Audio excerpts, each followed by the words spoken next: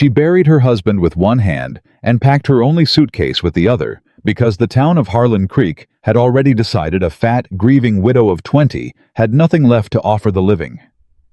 She didn't weep at the cattle drive camp when the cowboys laughed at her. She picked up the cast-iron skillet, built the fire, and got to work. She wasn't there to be chosen. She was there to survive. But the trail boss was watching, and he hadn't looked away since she arrived. If this story already has your heart subscribed to this channel, follow along until the very end and drop a comment telling me what city you're watching from. I want to see how far this story travels. The morning Nora Calloway buried her husband, the sky over Harlan Creek was the color of old bone. She was 20 years old. James had been 23. A fever took him in 4 days fast and merciless, the way the frontier took everything it wanted without asking permission. He was there on Monday, burning and shivering beneath a wool blanket, and by Friday, he was in the ground behind the Methodist church, underneath a wooden cross that the preacher had carved in under an hour, because James Calloway hadn't been important enough to warrant more time than that.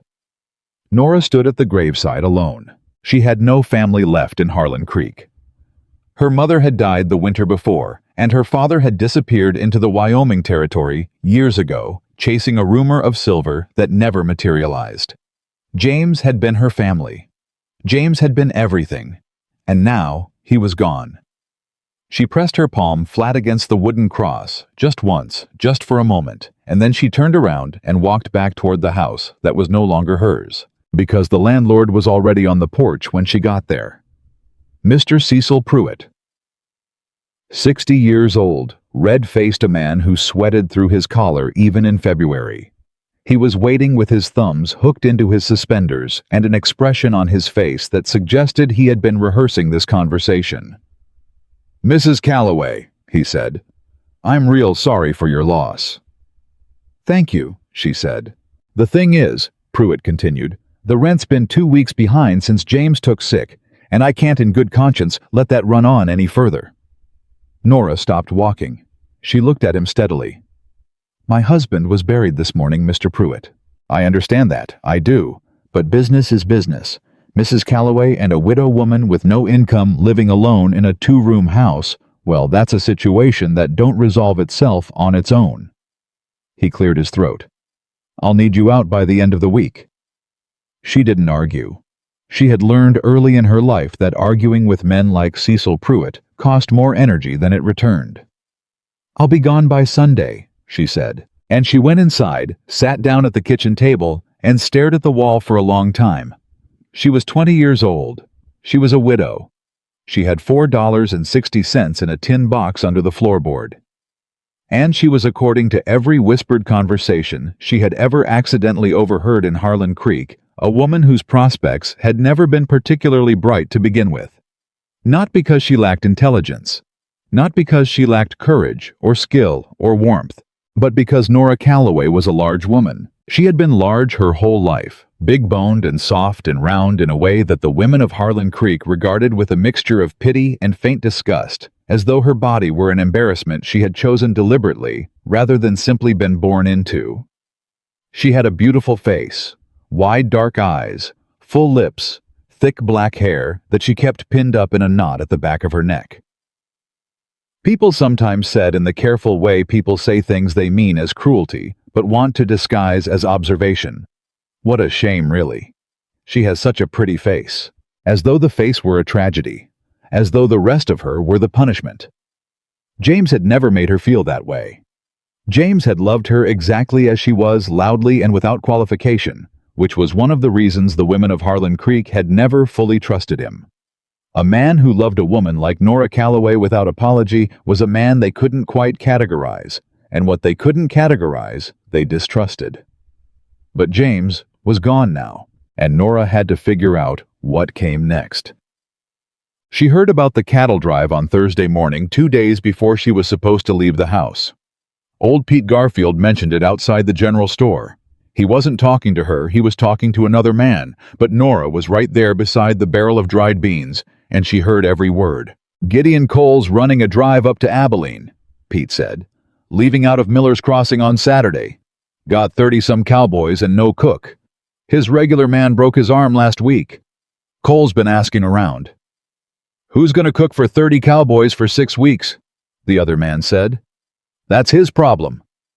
Pete laughed. Nora straightened up slowly. She was a good cook.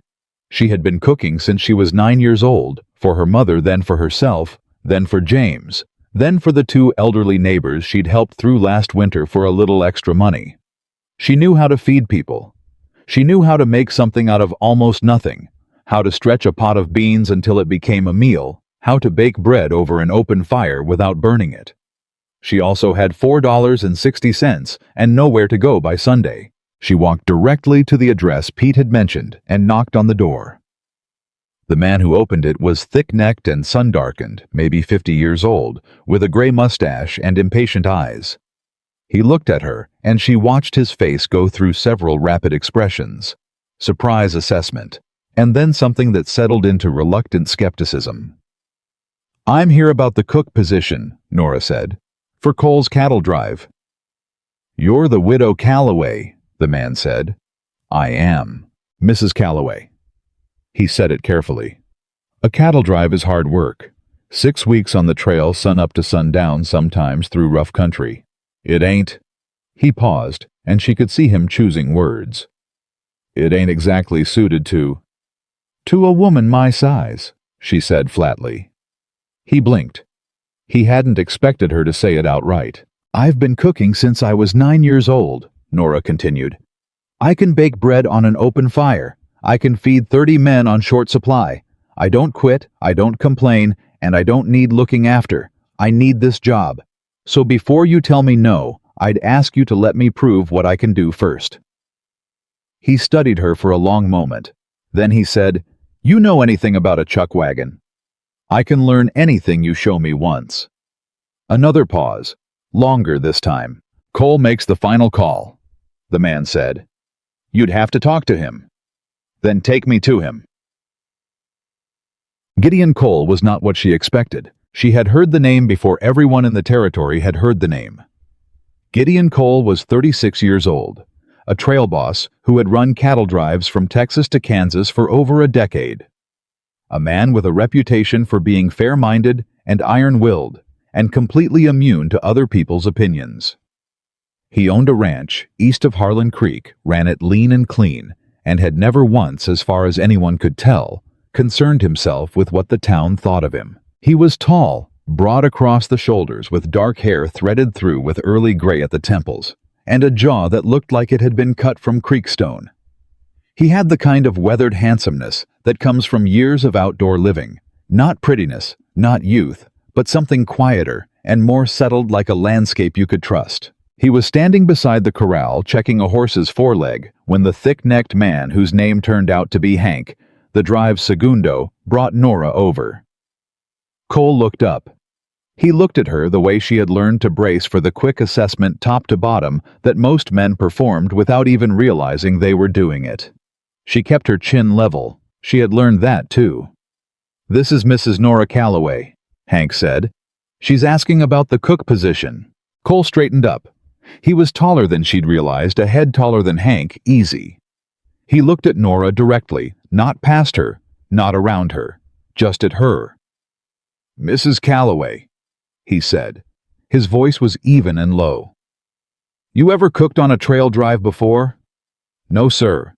But I've cooked for large numbers of people. I'm a fast learner and I don't fold under pressure. It's 6 weeks, he said. Hard terrain, long days. The men aren't always easy to get along with. I'm not looking for easy, she said. I'm looking for work. He considered that.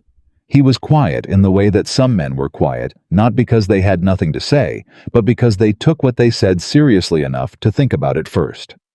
You got any references? He asked. The Mathers family on Birch Road, Mrs. Abbott on the east end of town, Reverend Stone at the Methodist Church. She paused. I also cooked for my husband until 4 days ago when I buried him. He never complained once. Something shifted in Gideon Cole's expression. Not pity, not awkwardness, but a kind of recognition she didn't expect, like she had said something he understood. "I'm sorry for your loss," he said, and he meant it. She could tell. "Thank you," she said. "I'm still standing, and I still need work." Cole was quiet again. He looked at her, really looked the way she wasn't used to being looked at.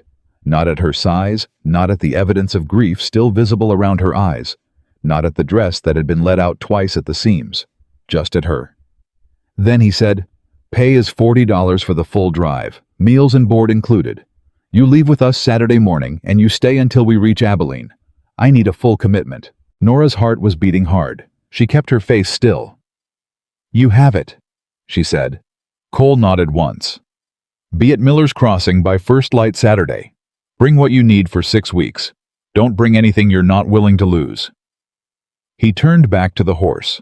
The conversation was over. Nora turned and walked away, and she didn't let herself breathe fully until she was half a block down the road, and then she breathed out slow and long and had to press her hand against a fence post for a moment to steady herself. $40. $40 and 6 weeks and somewhere to be. It wasn't much, but it was everything she had. She told no one she was leaving. There was no one to tell. She packed the same bag she had packed a dozen times in her imagination over the past hard years, 3 dresses, a shawl, her mother's Bible, the tin box with the $4.60, a small photograph of James that she wrapped carefully in cloth and placed at the very bottom where it wouldn't bend. She left the keys to the house on the kitchen table for Pruitt. She walked out without looking back. Miller's Crossing on Saturday morning was loud and dusty, and alive with the chaos of 30 cowboys assembling themselves and their horses and their equipment into something resembling organized movement. Cattle lowed in the holding pen. Horses stamped and shook their heads. Men called to each other in a half-dozen accents from Texas to Missouri. Nobody noticed Nora arrive.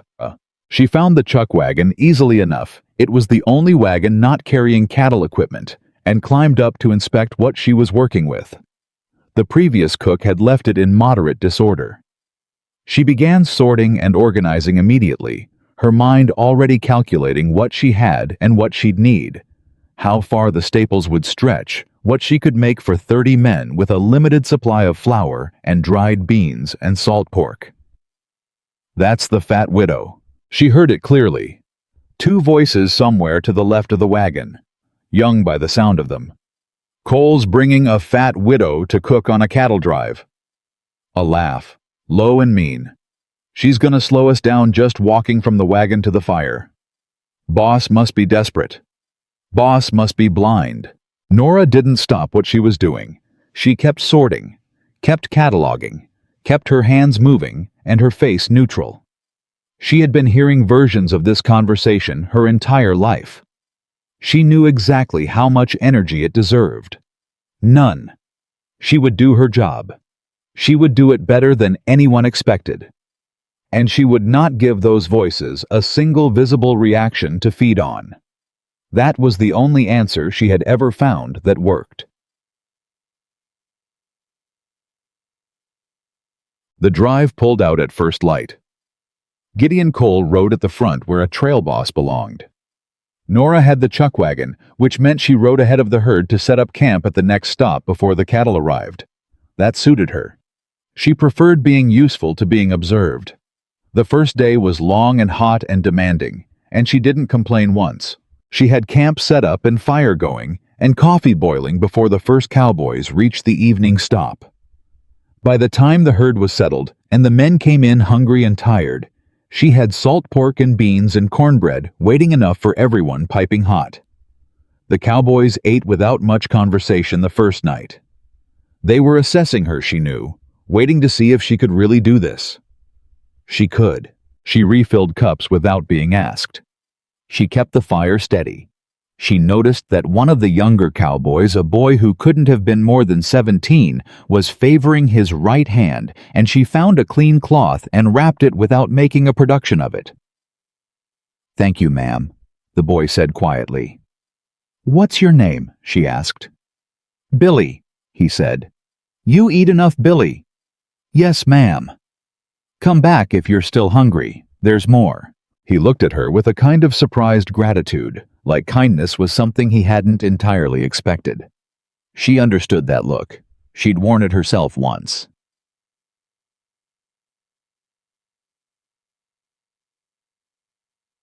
Cole came to the chuck wagon after the men were settled. He didn't say much. He refilled his own coffee cup, stood for a moment, looking at the fire, and then looked at her. "Good meal tonight," he said. "Thank you." The men noticed. "I didn't cook it for them to notice," she said. "I cooked it because they were hungry." He was quiet for a moment. Then something shifted in his expression, subtle, almost invisible, but she caught it. "That boy Billy," he said. "The one with the hurt hand. You caught that fast." "It wasn't hard to see," she said. "No," Cole said. "It wasn't, but most people don't look." He finished his coffee. He set the cup down on the wagon step. "First light tomorrow," he said. "Sleep when you can." "Yes, sir." He started to walk away. Then he stopped. He turned back just slightly, not quite facing her. "Mrs. Calloway," he said. "Yes." He seemed to be deciding something. Then he said, "You did good today." And then he walked away into the dark. She stood there a moment, looking at the fire. 3 words. "You did good." She didn't know why those 3 words landed so differently from the polite acknowledgments she was used to. Maybe because he said them like he meant them, plain and undecorated. Maybe because he had looked directly at her when he said them, not at a point slightly past her ear, the way people did when they were performing courtesy, rather than expressing it. Maybe because nobody had said anything like that to her in a very long time. She began cleaning up the camp for the night. The stars over the Montana sky were impossibly dense, layer upon layer of them, and the herd was quiet now, and somewhere in the dark, a coyote called once, and then was answered. She thought about James. She thought about the little house with the kitchen table where she had sat and stared at the wall. She thought about Cecil Pruitt, and his thumbs in his suspenders, and his face that had practiced its performance of sympathy. She thought about the 2 young cowboys and their low, mean laughter. And then she stopped thinking about any of it. She had work to do tomorrow. She always had work to do. That was the thing about survival. It kept giving you the next thing to do and the next until eventually you looked up and realized you were still standing, which was more than anyone had expected, including yourself. By the end of the first week, the cowboys had stopped laughing. Not because anything dramatic had happened. Not because she had confronted anyone or made any speeches. But because the food was consistently good, the camp was consistently ready when they arrived, and the small details, a wrapped hand, a remembered name, a cup refilled before it was asked for, had begun to accumulate into something the men found themselves counting on without quite realizing they'd started. Even the 2 voices she'd heard on the first morning, she'd figured out who they belonged to by the 3rd day, a pair named Darnell and Roy, loud and young, and performing their toughness for each other, had gone quiet on the subject of her. She noticed one evening that Darnell had started saying "Thank you, ma'am," when he took his plate. Small things. But she had learned to pay attention to small things. Small things were how the world actually moved underneath all the loud drama people performed on top of it. Cole, she noticed, paid attention to small things too. He was around the camp more than she would have expected from a trail boss. She had imagined him as more remote, more separate from the everyday operations of the drive. But he appeared at the edges of things, constantly checking on a limping horse, at dusk, settling a quiet dispute between 2 men before it could grow, making sure the night watch schedule was fair. He didn't announce himself. He just appeared where things needed attending to, dealt with them, and moved on. She saw him one evening crouching beside old Pete Garfield. He was on the drive, it turned out, had been riding with Cole for years, handing the older man something from his own saddlebag. Medicine, it looked like. Pete had been fighting a cough for 3 days. Cole hadn't mentioned it to anyone. He hadn't made anything of it. He'd just handled it. She stood watching from the chuck wagon and thought, that's a man who does what needs doing and doesn't need anyone to witness it. She understood that impulse entirely. It was, in fact, the principle by which she had run her entire life. The second week, something changed between them. Not dramatically, not in any way she could have pointed to in the moment. But one evening, Cole sat down near her fire after the men were settled and didn't leave right away. He refilled his coffee cup, and then he asked her in his quiet, direct way, "Where are you from originally, Mrs. Calloway, before Harlan Creek?" "Wyoming Territory," she said. "Small settlement. Not even a proper town." "What brought you east?" "My mother was sick. She wanted to come back closer to where she grew up. We moved when I was 13. She paused. "She died 2 years later anyway." "I'm sorry," he said. "It was a long time ago." She turned a log in the fire. "Where are you from?" He accepted the question, returning to him without deflecting. "Texas originally. Came north when I was young. Never went back." "Family?" "A brother. We don't write much." He was quiet a moment. "My wife was from Kansas. She died 4 years ago." Nora looked up. He was looking at the fire. His face was composed the way faces got when grief had had enough time to settle into something manageable, but not gone. "I'm sorry," she said. "It was a fever," he said. "Fast." She went still. "Mine too," she said quietly. 4 days. He looked at her then. And there was something in that look, not romance, not performance, but recognition.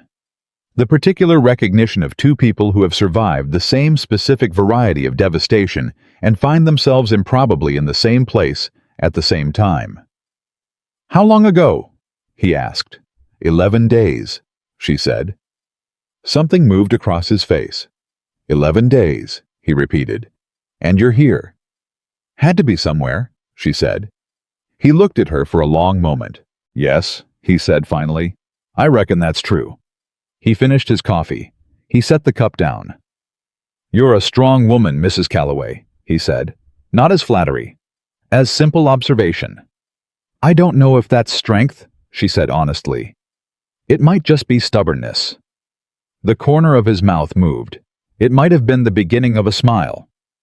"In my experience," he said, "those two things are close enough to the same that it don't much matter." He said goodnight and walked away into the dark. She sat by the fire for a long time after he left. She was not a woman who had spent much of her life daydreaming about men. She had loved James genuinely and lost him genuinely, and she was not naive enough to think that kind of thing happened twice. She was a widow of 20, with a body the world had decided to regard as an inconvenience on a cattle drive in the middle of Montana, with $40 coming at the end of it if everything went right. She was not daydreaming, but she was noticing. She noticed that he said things directly instead of wrapping them in the careful cushioning most people used around her. She noticed that he looked at her when he spoke to her. She noticed that 11 days after she buried her husband, a man whose name she'd known from reputation and not much else had hired her without hesitation and told her she'd done good on the first day and sat at her fire and talked to her like she was a person worth talking to. These were not nothing. She didn't know what they were, but they were not nothing. By the third week, the drive had settled into its rhythms, and Nora had settled into hers. She woke before anyone else. She had the fire going and the coffee hot before the first gray light touched the horizon. She cooked what she had and made it stretch and made it good. She learned the preferences of the men. Billy liked his beans with extra salt. Old Pete couldn't tolerate pepper. Darnell had a sweet tooth that she occasionally indulged with a pan of fried dough, drizzled with molasses when she had extra to spare. She remembered everyone's name. She remembered their stories. Roy, who talked tough and laughed mean, had a wife and infant son back in Texas and carried their photograph folded inside his vest pocket. She found that out because she'd noticed him checking it one evening when he thought no one was watching, and she'd asked him about it without making him feel observed. He'd shown her. The baby's name was Thomas. "He was born while I was on the last drive," Roy said quietly, without the bluster she'd come to associate with him. "I ain't met him yet." "You'll be home before the summer's out," she said. "Yes, ma'am." He folded the photograph carefully. "I know." She saw him differently after that. Not as the voice that had called her fat and slow and likely to be a problem, but as a young man carrying a photograph of a child he hadn't held yet, doing the only work he knew how to do. That was the thing about people in her experience. They were almost always more complicated up close. Cole was more complicated up close. She learned this gradually in the way you learned things about people who didn't offer them willingly, through observation, through small moments, through the occasional conversation that went a little longer than strictly necessary. He was precise. He kept his own equipment meticulous and expected the same of his men, not through harshness, but through clear expectation. He made decisions fast when he had to and held off when he didn't, and she noticed that he almost never had to reverse a decision he'd made. He was also underneath the competence and the authority and the stone-cut jawline, a person who had been lonely for a long time. She saw it in the way he sat at her fire in the evenings. He didn't have to sit there. He could have eaten with the men or alone at a distance the way some trail bosses did. He came to the chuck wagon. He came to the fire. He came to the conversation. She didn't analyze it too carefully. She had enough sense to know that analysis was a way of protecting yourself from things that were happening, and she wasn't sure yet whether she needed protecting. But she noticed, and she thought quietly that perhaps he noticed that she noticed, and neither of them said anything about it, because some things moved better in silence in the early stages. Some things needed time to become what they were going to be without the pressure of being named before they were ready. It was on a Tuesday afternoon somewhere in the third week that the first real trouble found the drive. It wasn't the weather. It wasn't the terrain. It was 3 men on horseback who came out of the east at a canter and positioned themselves across the trail ahead of the herd with the specific practiced ease of men who had done this before. Nora was ahead with the chuck wagon. She saw them first.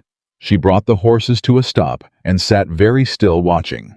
The man in the middle was perhaps 45, dark-hatted, with a relaxed proprietary quality about him that she associated immediately with men who were accustomed to taking things. He had the look of someone who didn't expect to be refused. She had known men like that. She knew exactly what they wanted before he opened his mouth. She kept her hands visible and her face calm and watched Gideon Cole ride up from behind the herd to deal with it. "This is Hendrick's range," the man said. "Has been for 8 years. You're trespassing." "This is open territory," Cole said. His voice was completely level. "We have right of passage, same as always." "Not anymore. Mr. Hendricks has purchased this land. You'll need to go around." "Going around adds 4 days and 40 miles to this drive," Cole said. "There's no purchase recorded at the Territorial Land Office. I checked before we left." The man smiled. It wasn't a friendly smile. "Records get updated," he said, "sometimes faster than news travels." Cole was quiet for a moment. Nora from the chuck wagon watched his back, watched the way he sat on his horse completely still, which was its own kind of message. "We're going through," Cole said. "If Hendricks has a legitimate claim, he can bring it to the territorial judge. In the meantime, I've got 30 cattle hands behind me and a legal drive permit in my coat pocket, and I'd recommend you get out of the road." The 3 men looked at each other. Then the spokesman moved his horse aside. "This isn't finished," he said. "That's between Hendricks and the law," Cole said. "Not between Hendricks and me." He rode back along the herd without hurrying. He passed the chuck wagon and he glanced at her as he went by. Their eyes met for a moment. She didn't say anything, neither did he. But she had seen something in his face she hadn't seen there before. Not worry exactly. More like the careful, settled expression of a man who knew that what had just happened was not actually the end of something. It was the beginning, and they both understood it. She picked up the reins and moved the chuck wagon forward. There was supper to make. And whatever was coming, whatever Hendricks and his men intended next, whatever shape the trouble would take when it came back for them, she would be ready. She had survived harder things than 3 men on horseback who thought they owned the road. She had buried her husband 11 days before she got here. She was still standing. That was what she did. The trouble came back on a Wednesday. Not in the form of 3 men on horseback this time. It came in the form of a missing water source, Nora heard it from Billy first early morning before the camp had fully woken. He came to the chuck wagon with his hat in his hands and his face tight with something he was trying not to show. "Ma'am," he said, "Hank says the creek at the next stop is dry." She looked at him. "How dry?" "Dead dry. Like it's been diverted." He hesitated. "Hank thinks somebody did it on purpose." She was quiet for a moment, letting that settle. "How far to the next water after that?" "Half a day. Maybe more depending on the terrain." She did the math fast. 30 men, a herd of cattle midsummer heat. Half a day without water was manageable. A full day was dangerous. If there was more trouble ahead, if Hendrix's people had worked further along the route, it could become something much worse than dangerous. "Tell Hank I'll cut the morning coffee rations in half," she said. "Save what we can. And tell him to let Mr. Cole know." Billy nodded and went. She began reorganizing the water storage on the wagon with quiet efficiency, her mind already 3 steps ahead of the problem. She had learned a long time ago that panic was only useful if it produced action. If it didn't produce action, it was just noise. She was not interested in noise. Cole came to the wagon 20 minutes later. She saw the set of his shoulders before she saw his face, and she knew the situation had already gotten more complicated than Billy had let on. "Tell me," she said before he could open his mouth. He looked at her briefly, and something in his expression shifted, the kind of shift that happened when someone surprised you by being exactly as direct as you needed them to be. "It's not just the creek," he said. "Hank rode ahead this morning. The bridge at Sutter's Crossing has been taken apart. Planks pulled up and hauled off. The cattle can ford the river, but not with the wagon. We'd have to rebuild it or find another way across." "Hendrix," she said. "Has to be. Nobody else has a reason." He looked at her steadily. "It adds at least 2 days if we ford without the wagon. I can send the wagon south to the low crossing, but that means you're separated from the drive for a full day, maybe more, and you'd be traveling without escort." She absorbed that without flinching. "What's the alternative?" "We rebuild the bridge. I've got enough men, but it costs us time we can't really afford." "What does your gut say?" He looked at her for a moment, as though the question caught him slightly off guard. Not because it was inappropriate, because he wasn't used to being asked. "Rebuild," he said finally. "Going around leaves us vulnerable in a different way. If Hendrix's people are watching and they are splitting, the drive up is exactly what they want." "Then rebuild," she said. "I'll make the water stretch, and I'll keep the men fed while they work." He nodded once. Then he said, "You're not worried." "Of course I'm worried," she said. "But worried doesn't build a bridge." He was quiet for a moment. Then he said, "No, it doesn't." He went to organize the men. She went to figure out how to feed 30 cowboys on short water with what she had in the wagon. The answer, it turned out, involved a great deal of creativity and a sack of dried corn she'd been saving for an emergency. This counted. The bridge work took most of the day. The men were hot and short-tempered by noon, the way men got when they were doing hard physical labor in summer heat on reduced water rations. She kept coffee going, despite the conservation. Some things were more important than strict rationing, and morale was one of them.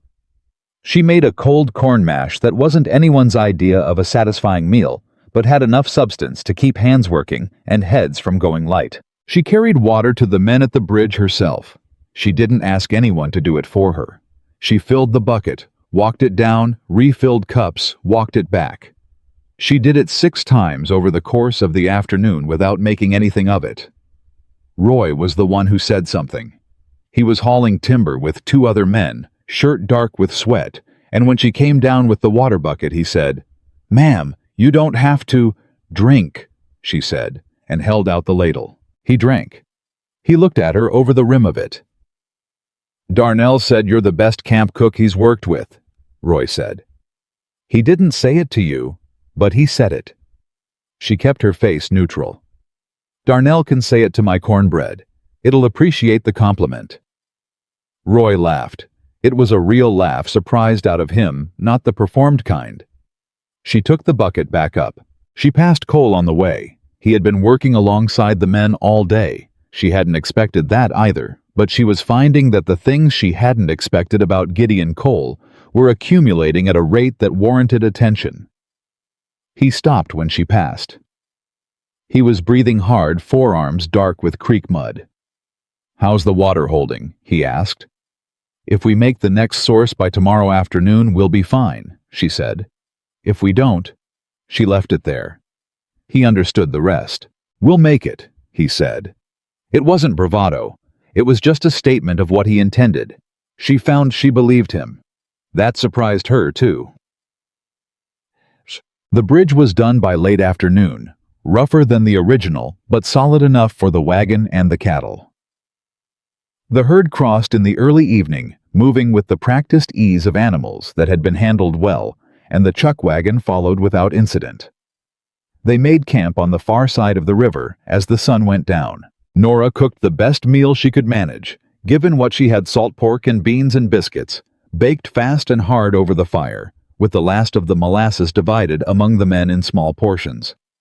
It wasn't much, but she put every bit of skill she had into making it as good as it could be, because she knew that food after a hard day was more than nutrition.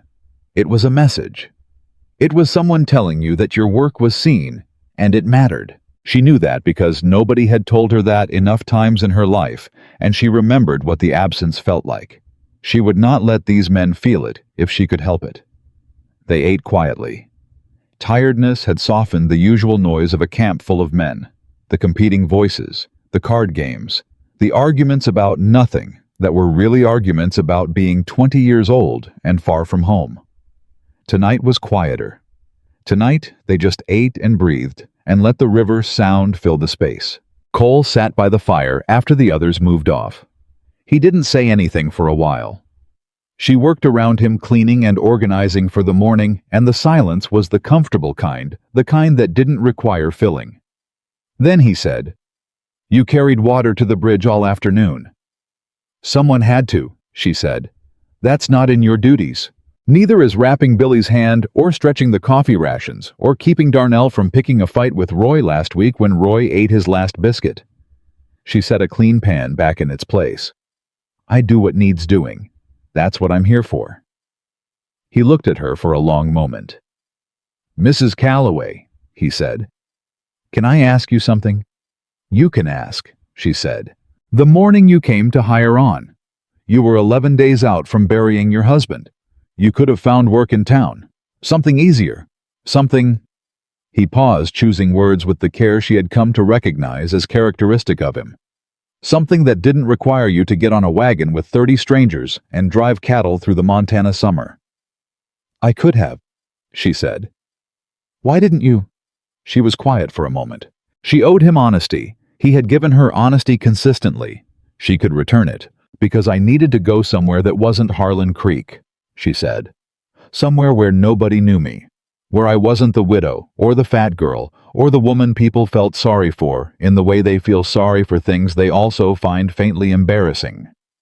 She kept her eyes on the fire. "I needed to be somewhere I could just be what I could do.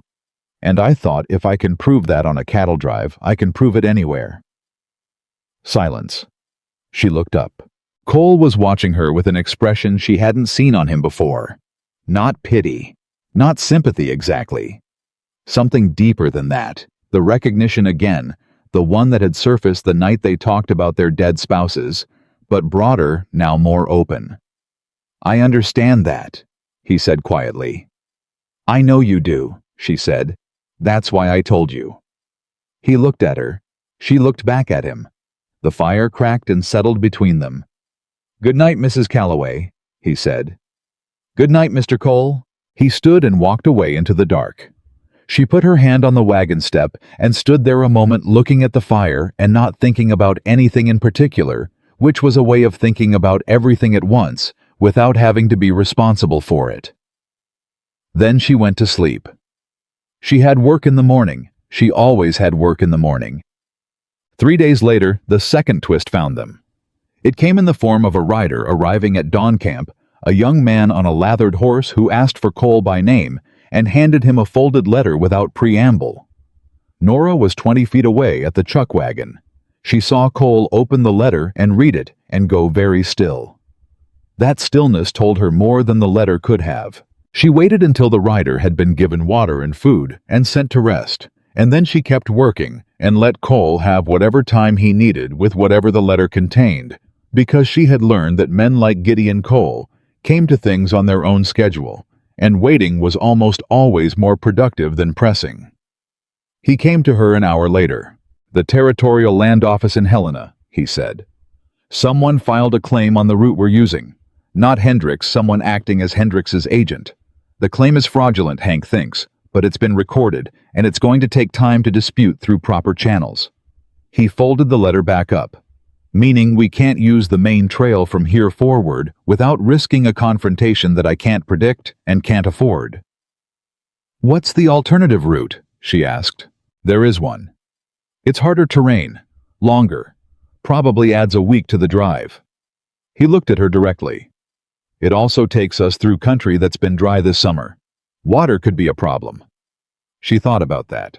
A week longer, harder terrain, water uncertainty. "And if we push through on the main trail anyway?" she asked. "Hendricks has men positioned. The rider confirmed it. They're not just going to harass us this time." He paused. "They're armed, and they've been told to stop the drive." The weight of that sat between them for a moment. "So it's not really a choice," she said. "No," he said. "It's not." "Then tell me what you need from me for a week longer on the trail." He looked at her with something that wasn't quite gratitude, but was in the same family as it, the look of a man who had been braced for difficulty and found steadiness instead. "I need you to keep the men fed and their spirits from going under," he said. "I need what you've been doing just for longer." "I can do that," she said. "I know you can," he said. 3 words again, different ones this time, same weight. She turned back to the wagon and started planning for a week of harder country. The new route was exactly as difficult as Cole had said it would be. The terrain was uneven and demanding the kind of land that punished inattention and rewarded only those who kept their focus entirely on what was directly in front of them. The herd moved more slowly. The men were tired in a bone-level way by the end of each day, the kind of tired that didn't fully resolve with sleep. Nora cooked bigger when she could, and smaller when she had to, and made each meal as good as the supplies allowed. She stayed ahead of the herd with the chuck wagon, and she learned to read the country as she moved through it, not just the visible geography, but what it implied. Where the animals gathered told her where water might be. The way the grass lay told her which direction the wind had been coming from and for how long. She began finding water sources the men hadn't identified. The first time she pulled the wagon up near a dry-looking rise and told Billy, who was riding alongside her that morning, "There's water under that ground, 50 yards east of that rock formation. Tell someone to dig." He looked at her. "Ma'am?" "The grass is greener in a strip running east from that rock. Something's feeding it. Dig." He looked skeptical, but he told Hank. Hank dug. They hit water at 4 feet. Not a river, not a spring, just a shallow seep enough to fill the barrels and water the horses and give the men what they needed. After that, Billy stopped looking skeptical. After that, the men started calling her Mrs. Nora. Not Mrs. Calloway, which was formal, or the cook, which was dismissive. Mrs. Nora, which was somewhere between respect and affection, which was exactly where she had always hoped someone might put her. Cole heard about the water. Of course he did. He came to the wagon that evening with the same quiet he always brought to her fire, and he sat down and he said, "How did you know?" "My father," she said, "before he left for Wyoming. He was a prospector. Not a good one. He never found what he was looking for, but he knew how to read land for water. He taught me before I was old enough to understand what I was learning." Cole was quiet for a moment. "Your father taught you to find water, and then left," he said. "Yes, that's a particular kind of cruelty." She hadn't expected him to name it like that. People usually softened it. He left to find opportunity. He had his reasons. These things happen. They didn't usually say, That's a particular kind of cruelty. Yes, she said again. It is. I'm sorry, he said. The same way he'd said it when she told him about James, like the words meant something coming out of him, not just social reflex. Don't be, she said. He gave me something useful before he went. That's more than some people get. Cole looked at the fire. You have a way, he said slowly, of finding what's worth keeping in the things that hurt you. She thought about that. I don't know if that's wisdom, she said. It might just be stubbornness again. The corner of his mouth moved. You said that before, he said, about stubbornness and strength. And you said they were close enough to the same thing. I meant it, he said. The fire cracked. The cattle were quiet. Somewhere behind them a man was playing a mouth harp badly the same 3 notes over and over, which should have been annoying, but somehow wasn't. Mr. Cole, she said. Gideon, he said, like it was something he'd decided. She paused. Gideon, she said. Something in his face settled not dramatically, not visibly to anyone who wasn't paying close attention. But she was paying close attention. She always was. What happened to your wife? She asked. Quietly. Not intrusively. The way you asked something you actually wanted to know, not something you asked to fill silence. He was quiet for a long moment. Long enough that she thought he might not answer. Then he said, Her name was Catherine. She was 28. We'd been married 4 years. A pause. She was funny. That's what I think about most. People remember pretty women for being pretty, but Catherine, she made me laugh in a way I didn't know I was capable of. I'm not a man who laughs easy. No, Nora said. I noticed. The corner of his mouth again, deeper this time. She got sick in November, he said. Fever came on fast. Doctor rode out from town, said there wasn't much to be done. Another pause. I sat with her through it. Every night. She told me not to told me I was making a fuss, and I told her that was unfortunate because I was going to make the fuss anyway. He stopped. She was gone by the 2nd week of December. Nora didn't say, I'm sorry again. He didn't need it said again. She just sat with him, in the quiet of it.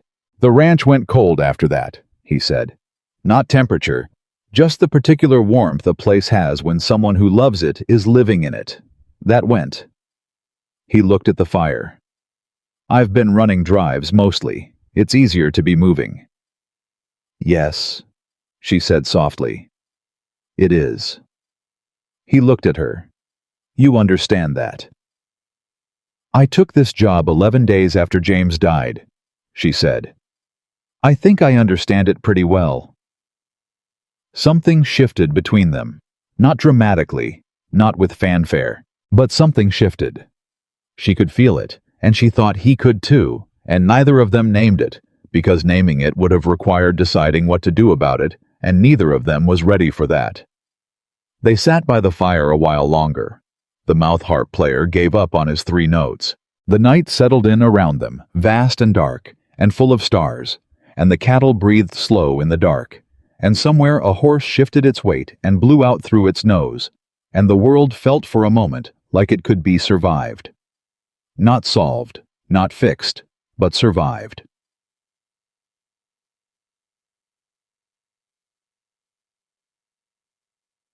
The next morning brought the worst crisis yet. Nora was loading the wagon before first light when Hank came to her moving fast, which Hank never did.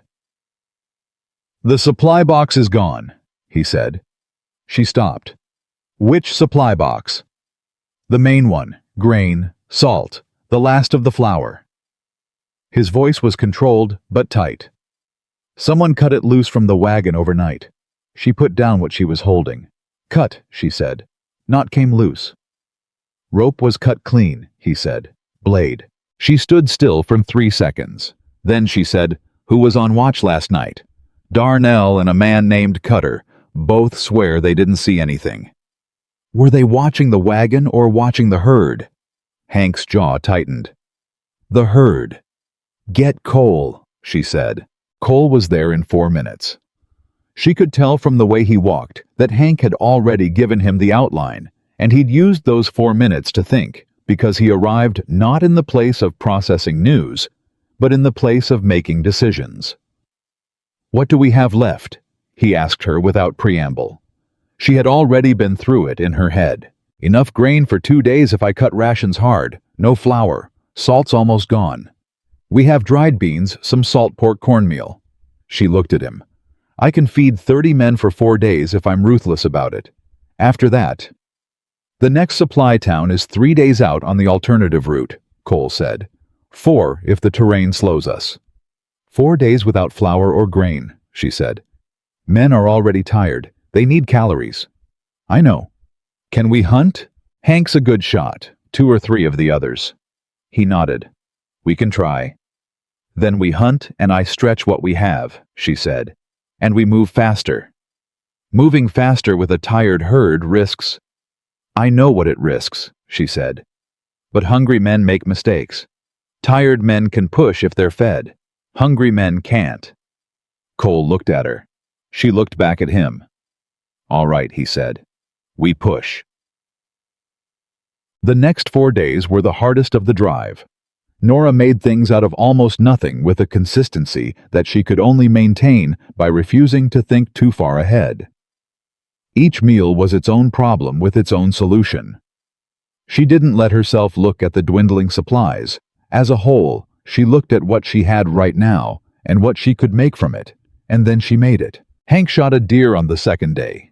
It was barely enough for 30 men, but she stretched it with beans and made a stew that was more substantial than it had any right to be, and the men ate it with the focused silence of people who understood they were being kept going by someone working very hard on their behalf. Roy said on the 3rd morning, "Mrs. Nora, what do you need to make this work?" She looked at him.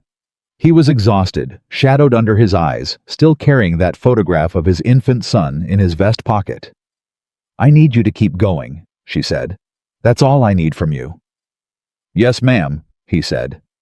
And he did. Cole moved among the men differently during those 4 days, less at a distance, more present.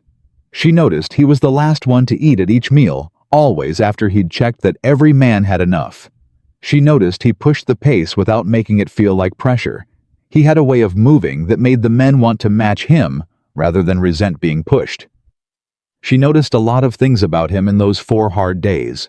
She noticed that he trusted her judgment without asking her to explain it. She noticed that he came to her fire each night, no matter how late, no matter how tired. She noticed that he said her name, her first name Nora, which she had told him in one of their evening conversations, without quite realizing she was offering it with a particular quality she couldn't find a clean word for. Not tenderness exactly, not performance, something more fundamental. Like it mattered to him, like she mattered. And she was old enough and had been through enough to know the difference between a man who made you feel like you mattered because it cost him nothing, and a man who made you feel that way because it was actually true. On the 4th night, the night before they reached the supply town, she sat by the dying fire after the men were asleep, and she let herself feel for the first time in weeks the whole accumulated weight of everything. James in the ground behind the Methodist church, the house with the keys on the table, the tin box with $4.60, the voices that had said fat and slow and liability, the road that had been closed on purpose, the bridge that had been torn apart, the supplies that had been cut loose in the night. She let herself feel all of it, and it was heavier than she had allowed herself to admit while the work was happening. And she sat with it, and breathed through it, and did not cry, not because she was too strong for tears, but because she had cried all the tears she had available for the moment somewhere back in Harlan Creek, and the next ones hadn't come in yet. She heard boots on the ground behind her. Cole sat down beside her, not across the fire, beside her. 3 feet away, close enough that she was aware of the warmth of another person after weeks of existing in her own careful solitude. He didn't say anything, neither did she. They sat in the silence for a while looking at the dying fire. Then he said quietly, 4 more days, and we're through the worst of it. "I know," she said. You held this drive together, he said. These past days. The men know it. I know it. The men held the drive together, she said. I just kept them fed. Nora. Her name in that tone with that weight. Don't do that.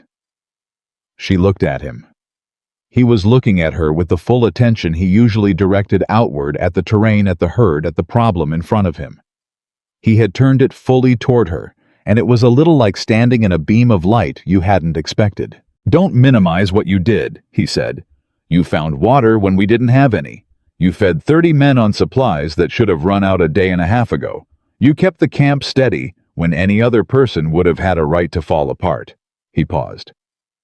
I hired you because I was desperate, and you were convincing. But that's not why I'm glad you're here.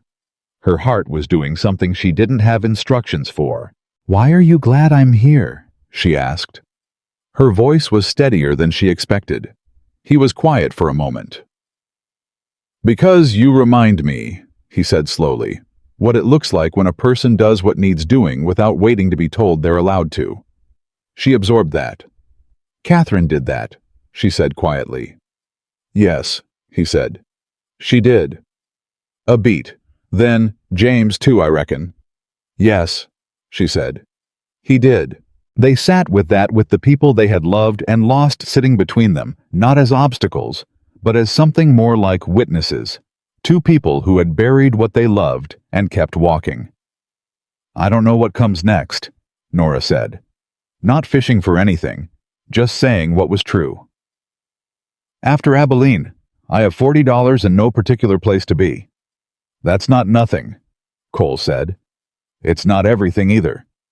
No, he said. It's not. He didn't offer anything more than that. She didn't ask for it. But she felt sitting beside him, with the fire going to coals and the stars doing what stars did over Montana in the middle of summer, that the $40 and no particular place to be were not quite as desolate as they had seemed 11 days ago in Harlan Creek. That was not nothing either. She let herself have it, just that small, careful thing, without pushing it further than it was ready to go. The fire went out. They sat a little longer. Then she said goodnight and went to sleep, and for the first time since James died, she slept without dreaming of the things she had lost. She dreamed instead of the road ahead, rough and uncertain, and lit at the edges by something that might have been dawn, or might have been something else entirely. She didn't know which, but she intended to find out. They reached the supply town of Caldwell Station the next afternoon. It was not much of a town. A general store, a livery, a saloon, a handful of buildings that looked like they hadn't decided yet whether they were permanent or temporary. But it had flour and salt and grain, and that was what mattered. And Nora walked into that general store with the list she'd been composing in her head for 4 days, and she did not waste a single minute being relieved. Relief was for later. Supplies were for now. The storekeeper was a round man named Garvey, who looked at her list and then looked at her and said, "That's a considerable order." "I have 30 men to feed," she said, "and I've been doing it on almost nothing for 4 days. So yes, it's a considerable order." He filled it without further comment. She spent the afternoon restocking and reorganizing the chuck wagon with the focused intensity of someone who had learned recently and firsthand exactly what it felt like to run out. She was not going to run out again. She built redundancy into every category: flour, salt, cornmeal, dried beans, coffee, double what she thought she'd need, because she now understood that this drive was not a normal drive, and whatever Hendricks intended had not finished coming for them. Cole found her at the wagon near sunset. "Hank talked to some men at the saloon," he said. "Hendricks has filed a formal complaint with the Territorial Marshal's office. Says we're trespassing on claimed land." Nora kept stacking flour sacks. "Is the claim real?" "No, but it's going to take the marshal time to verify that, and in the meantime, Hendricks is using it as cover."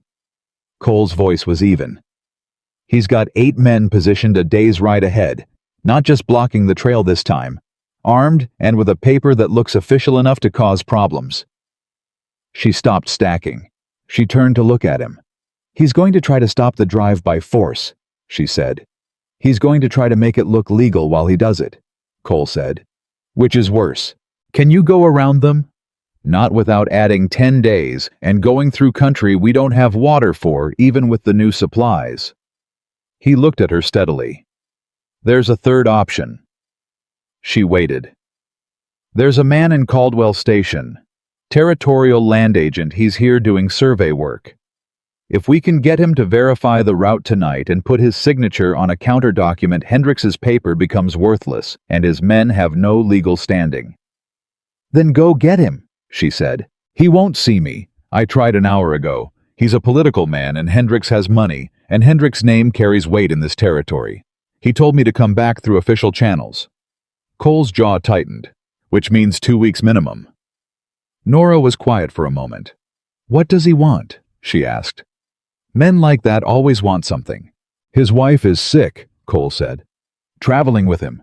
Fever came on 2 days ago and the nearest doctor is a day's ride. He's frightened, and he's taking it out on everyone around him. Nora looked at him. He looked back at her. I'm not a doctor, she said. I know, he said. But you're the best I've got. The land agent's name was Whitmore. His wife's name was Helen. Helen Whitmore was 34 years old, and she was frightened in the particular way of someone who was trying very hard not to show it, which Nora recognized immediately because she had worn that expression herself for most of her adult life. The fever had been building for 2 days, not the violent sudden kind, but the slow creeping kind that could go either way and gave you enough time to worry about which way it would go. Nora sat beside her and took stock quickly and quietly. The fever was real, but not yet dangerous. What was dangerous was the dehydration. The woman hadn't been keeping water down, and without water, the fever would climb. When did you last keep anything down? Nora asked her. Yesterday morning, Helen said. Her voice was thin, but her eyes were clear, which was a good sign. Plain water makes it worse when your stomach is this unsettled, Nora said. I'm going to make you something. It's not going to taste good, but it'll stay down and it'll bring the fever down with it. Helen looked at her. Are you a nurse? No, ma'am, I'm a cook. But I've nursed 3 people through fever. My mother, my husband, and a ranch hand 2 winters ago. She paused. 2 of those 3 made it. Helen was quiet for a moment. Which 2? She asked. My mother and the ranch hand, Nora said honestly. Helen closed her eyes. Then she said, All right. Nora went back to the chuck wagon and made a broth from the bones she'd been saving, thin and heavily salted, and cut with a little vinegar and something she'd picked up in the general store that afternoon. On instinct, dried willow bark, which her mother had used for fever, and which she'd been grateful to see on Garvey's shelf. She steeped it in the broth, strained it, and brought it back in a tin cup. Helen Whitmore kept it down. By 10 o'clock, her fever had dropped enough that the tight, frightened look around Whitmore's eyes had loosened. By midnight, she was asleep. Whitmore sat across from Nora in the dim room and looked at his hands for a long time. She's been my wife for 12 years, he said. I know, Nora said. I should have. He stopped. I should have stopped the survey work when she first felt unwell. She told me she was fine, but I knew. He looked up. I knew, and I let the work come first. She's going to be all right, Nora said. You can't know that. No, she said. But the fever's coming down, and she's keeping fluid down, and she's sleeping clean. Those are good signs. Not guarantees, but good signs. He looked at her for a long moment. What do you want? He said. Not unkindly, just directly. Mr. Cole sent you. What does he need? He needs you to look at the territorial route documentation and sign a counter-filing, she said. The claim against the drive is fraudulent. You know this territory. You can verify it tonight if you're willing. Whitmore was quiet. Hendrix is a powerful man, he said. Powerful men file fraudulent claims when they think nobody will call them on it, Nora said. You're the only person in a position to call him on it tonight. Another pause. If I sign that document, Whitmore said slowly, Hendrix will make my life difficult. If you don't, Nora said, A man running a legal cattle drive is going to be stopped by force in the morning. He'll lose the drive. His men will lose their wages, and Hendricks will know that filing a false claim works. She kept her voice even. I understand it costs you something.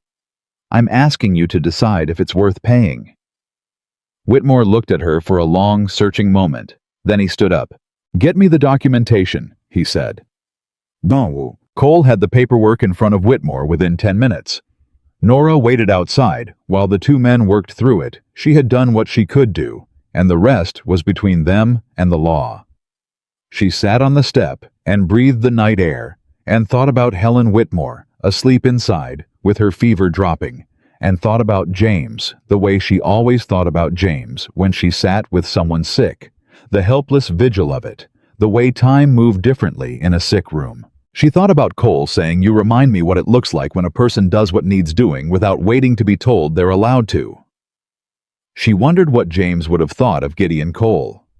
She thought he would have liked him. James had always liked people who meant what they said. The door opened behind her, and Cole came out. "He signed it," he said. She let out a long breath. "The filing goes to the marshal's office in the morning," Cole continued. "Whitmore's sending a rider tonight. By the time we reach Hendricks' men tomorrow, they'll have received word." He paused. "It won't necessarily stop them on the spot, but it gives us legal standing to push through, and it takes the ground out from under Hendricks." "What if they don't care about legal standing?" Nora asked. Cole looked at her. "Then we deal with that when it comes," he said. She nodded. That was the only honest answer. He sat down beside her on the step, closed the way he had sat beside her at the dying fire 4 nights ago. She had stopped being surprised by it. She had started quietly and without acknowledgement, counting on it. "How'd you get him to sign?" Cole asked. "I took care of his wife," she said. "And then I told him the truth." Just like that. "Most people respond to the truth," she said. "They just don't get it offered to them very often." Cole was quiet. Then, "You could have asked him for anything tonight. He would have given it." "I know," she said. "I asked him for what we needed." He looked at her profile for a moment. She could feel it, that full, direct attention. "Nora," he said. Something in his tone made her turn to look at him. His face was open in a way she hadn't seen before. Not vulnerable exactly. Cole was not a man built for vulnerability, the same way certain landscapes weren't built for it. But open, like a door that had been closed a long time and someone had decided finally to try the handle. "I want you to know something," he said.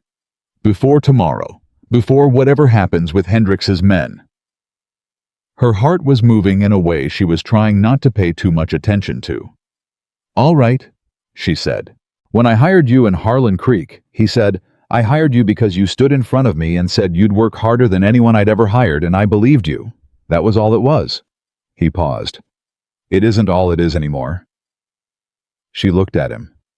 He looked back at her, steady and direct, the way he did everything. "I'm not going to say more than that tonight," he said. "It wouldn't be right with tomorrow what it is, but I wanted you to know." She was quiet for a moment. "I know," she said softly. "Yeah. Yes," she said. "I've known for a while." Something shifted in his face, that almost smile deeper than usual. "Stubborn," he said. "You said it was the same as strong," she reminded him. "I meant it then too," he said. They sat on the step a while longer. The night was warm and full of cricket sound, and somewhere in the saloon a man was playing a piano badly, which was different from the mouth harp, but similarly imperfect and somehow similarly fine. Then Cole stood up. "First light," he said. "I'll have coffee ready," she said. He looked at her one more moment. Then he walked away into the dark, and she sat there with the warm night and the bad piano and the fact of tomorrow arranged in front of her, like cards she hadn't turned over yet. She wasn't afraid. She found to her own mild surprise that she wasn't afraid at all. Hendricks' men were exactly where Cole had said they'd be.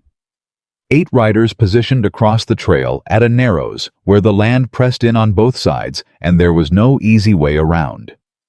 They had a wagon across the road, and their hands were visible on their weapons, and the man in front, not the same spokesman as before, someone new, harder-faced, the kind of man hired specifically for moments like this one, held up a paper when Cole rode forward. "Trail's closed," the man said. "Legal order. Turn your herd around." Cole didn't take the paper. He looked at the man over it. "Territorial Land Agent Whitmore filed a counter-document with the marshal's office last night," Cole said. His voice carried back to where Nora sat on the chuck wagon, clear and level. "The claim you're holding is fraudulent. You have no legal standing here." The man's expression didn't change. "That's not what this paper says." "That paper was filed on false information," Cole said. "The verification went out before midnight. You can check with your employer before you do something you can't take back, or you can take my word for it. But either way, this drive is going through." 30 men against 8, the spokesman said. "You willing to make that bet?" "I'm willing to make it," Cole said. "Are you?" Silence. 30 cowboys behind Cole, quiet and still. Not performing, just present. The kind of weight that came from men who had been through 4 hard weeks together and had something to protect. Nora watched the spokesman's eyes move across the line of riders. She watched him do the math. She watched him decide. "This isn't over," the man said. "Between Hendricks and the law," Cole said. "Not between Hendricks and me." The exact same words he'd used 3 weeks ago at the first confrontation. She noticed. She thought he'd chosen them deliberately. The men moved the wagon. The drive went through.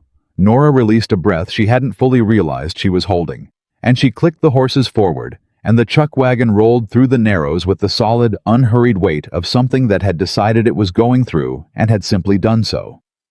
Billy rode up alongside her as they came through. "That was something," he said. "Yes?" she agreed. "You weren't scared." She glanced at him. "Of course I was scared," she said. "But scared doesn't stop a wagon." He thought about that for a moment. "No, ma'am," he said. "I reckon it doesn't." They were 2 days out of Abilene when the real catastrophe found them. Not Hendricks this time. Not blocked roads or cut supplies or fraudulent legal claims. Nature. The storm came up fast from the southwest on a Tuesday afternoon, the sky going from clear to the particular sick yellow-green color that old-timers read as serious in under an hour.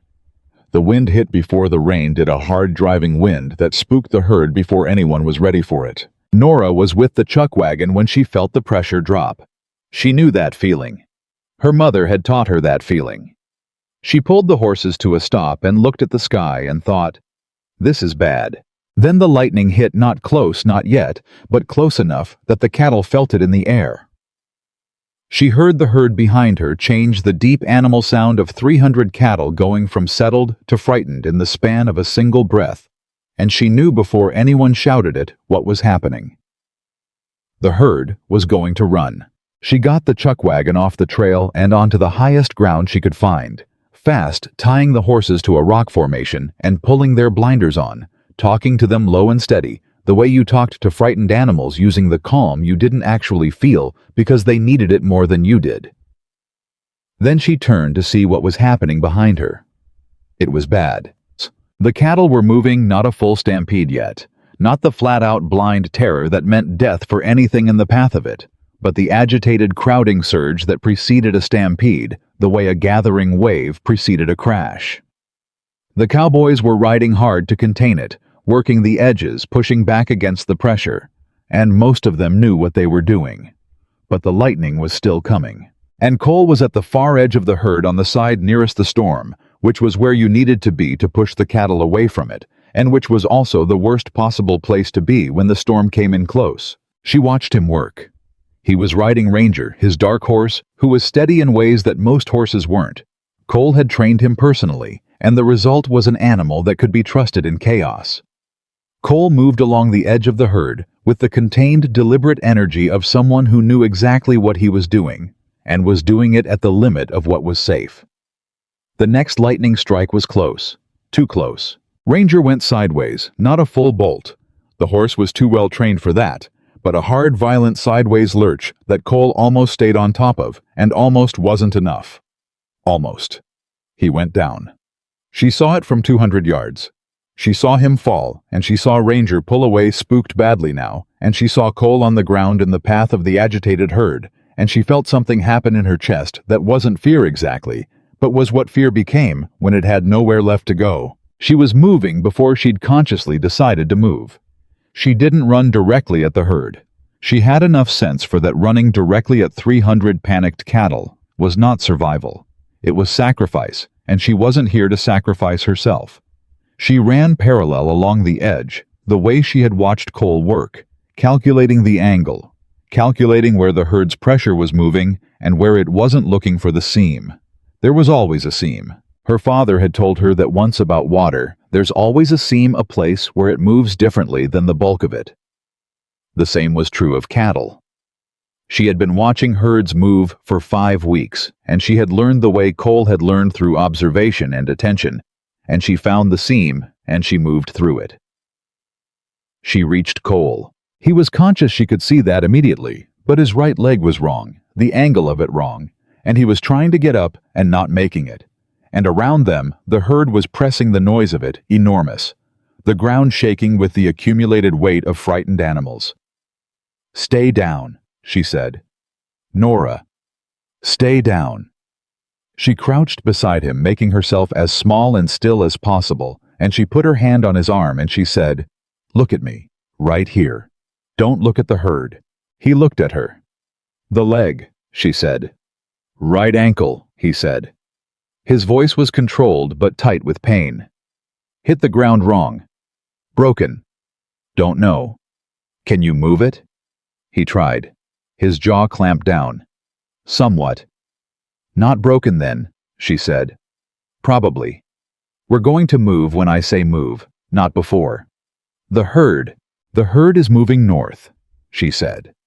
"The seam we're in is moving south relative to the bulk of them. When the gap opens in about 30 seconds, we go left, hard and fast." He looked at her. "You've been watching them," he said. Not a question. "For 5 weeks," she said.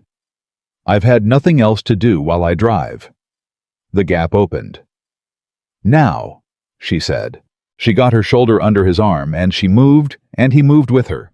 And she was a large woman with a lifetime of physical work behind her, and she used every pound and every year of it to pull them both through that gap before it closed. They cleared the edge of the herd. She got him down behind a rock formation, and they both stayed very still while the cattle pushed past and the cowboys rode hard, and the storm let loose its rain in a solid wall of water that soaked them both to the skin in under a minute. Cole was breathing hard. She was breathing hard. The rain came down. The herd kept moving. She kept her hand on his arm, and she didn't let go. "Nora," he said. "Don't," she said. "Don't say anything yet. Just breathe." He breathed. She breathed. The herd moved north, and the cowboys moved with it, and gradually over the course of the next several minutes, the sound of it began to diminish, and the immediate crisis began its slow retreat from imminent to past. She sat back on her heels. She looked at him. He looked at her, rain running down his face, jaw still tight with pain, eyes completely steady. "You came through the herd," he said. "There was a seam," she said. "You could have been killed." "So could you." He stared at her. "That is not an equivalent situation," he said. "From where I'm sitting it is," she said. He was quiet for a moment. The rain began to ease, the storm moving northeast, taking its violence somewhere else. "Your dress?" he said. She looked down. The hem was badly torn from the run, and there was blood on her arm from somewhere she hadn't noticed. She looked at it with mild interest, the way you looked at damage to yourself after the emergency was past. "It's nothing," she said. It's nothing," she said again more gently. "Look at me. Are you all right?" He looked at her, and what was in his face then was not what she'd been braced for. It wasn't gratitude exactly, and it wasn't the familiar expression of someone surprised that she had managed something physically demanding. It was something rawer than either of those things. Something she recognized from the night at the dying fire, from the step outside Whitmore's room, from all the conversations that had built themselves quietly between them over 5 weeks of hard country. Something that had stopped being theoretical. "You're the most remarkable woman I've ever met," he said, quietly. Not as a compliment, as a statement of fact, the way he said everything. Her chest ached. "You need to stop talking," she said, "and let me look at that ankle." "Nora." "Gideon." She met his eyes. "Let me take care of you. Please." He stopped talking. She looked at the ankle. It was swelling already, not broken, she thought, but badly sprained enough that he wasn't going to be riding today, and probably not tomorrow. She unlaced the boot, carefully, feeling along the bones the way her mother had taught her, and she talked while she worked.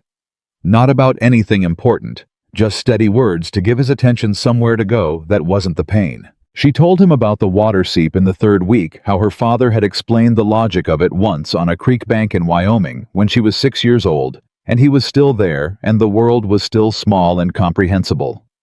She told him how she had memorized it without knowing why, the way children memorized things before they understood their own reasons. "He gave me useful things," she said, before he went. "Yes," Cole said. His voice was softer with pain, but his eyes were on her face fully the way they always were. "I used to think about that, whether it canceled out the leaving." "Does it?" "No," she said. "But it doesn't get canceled out by it either. Both things are true." She sat back.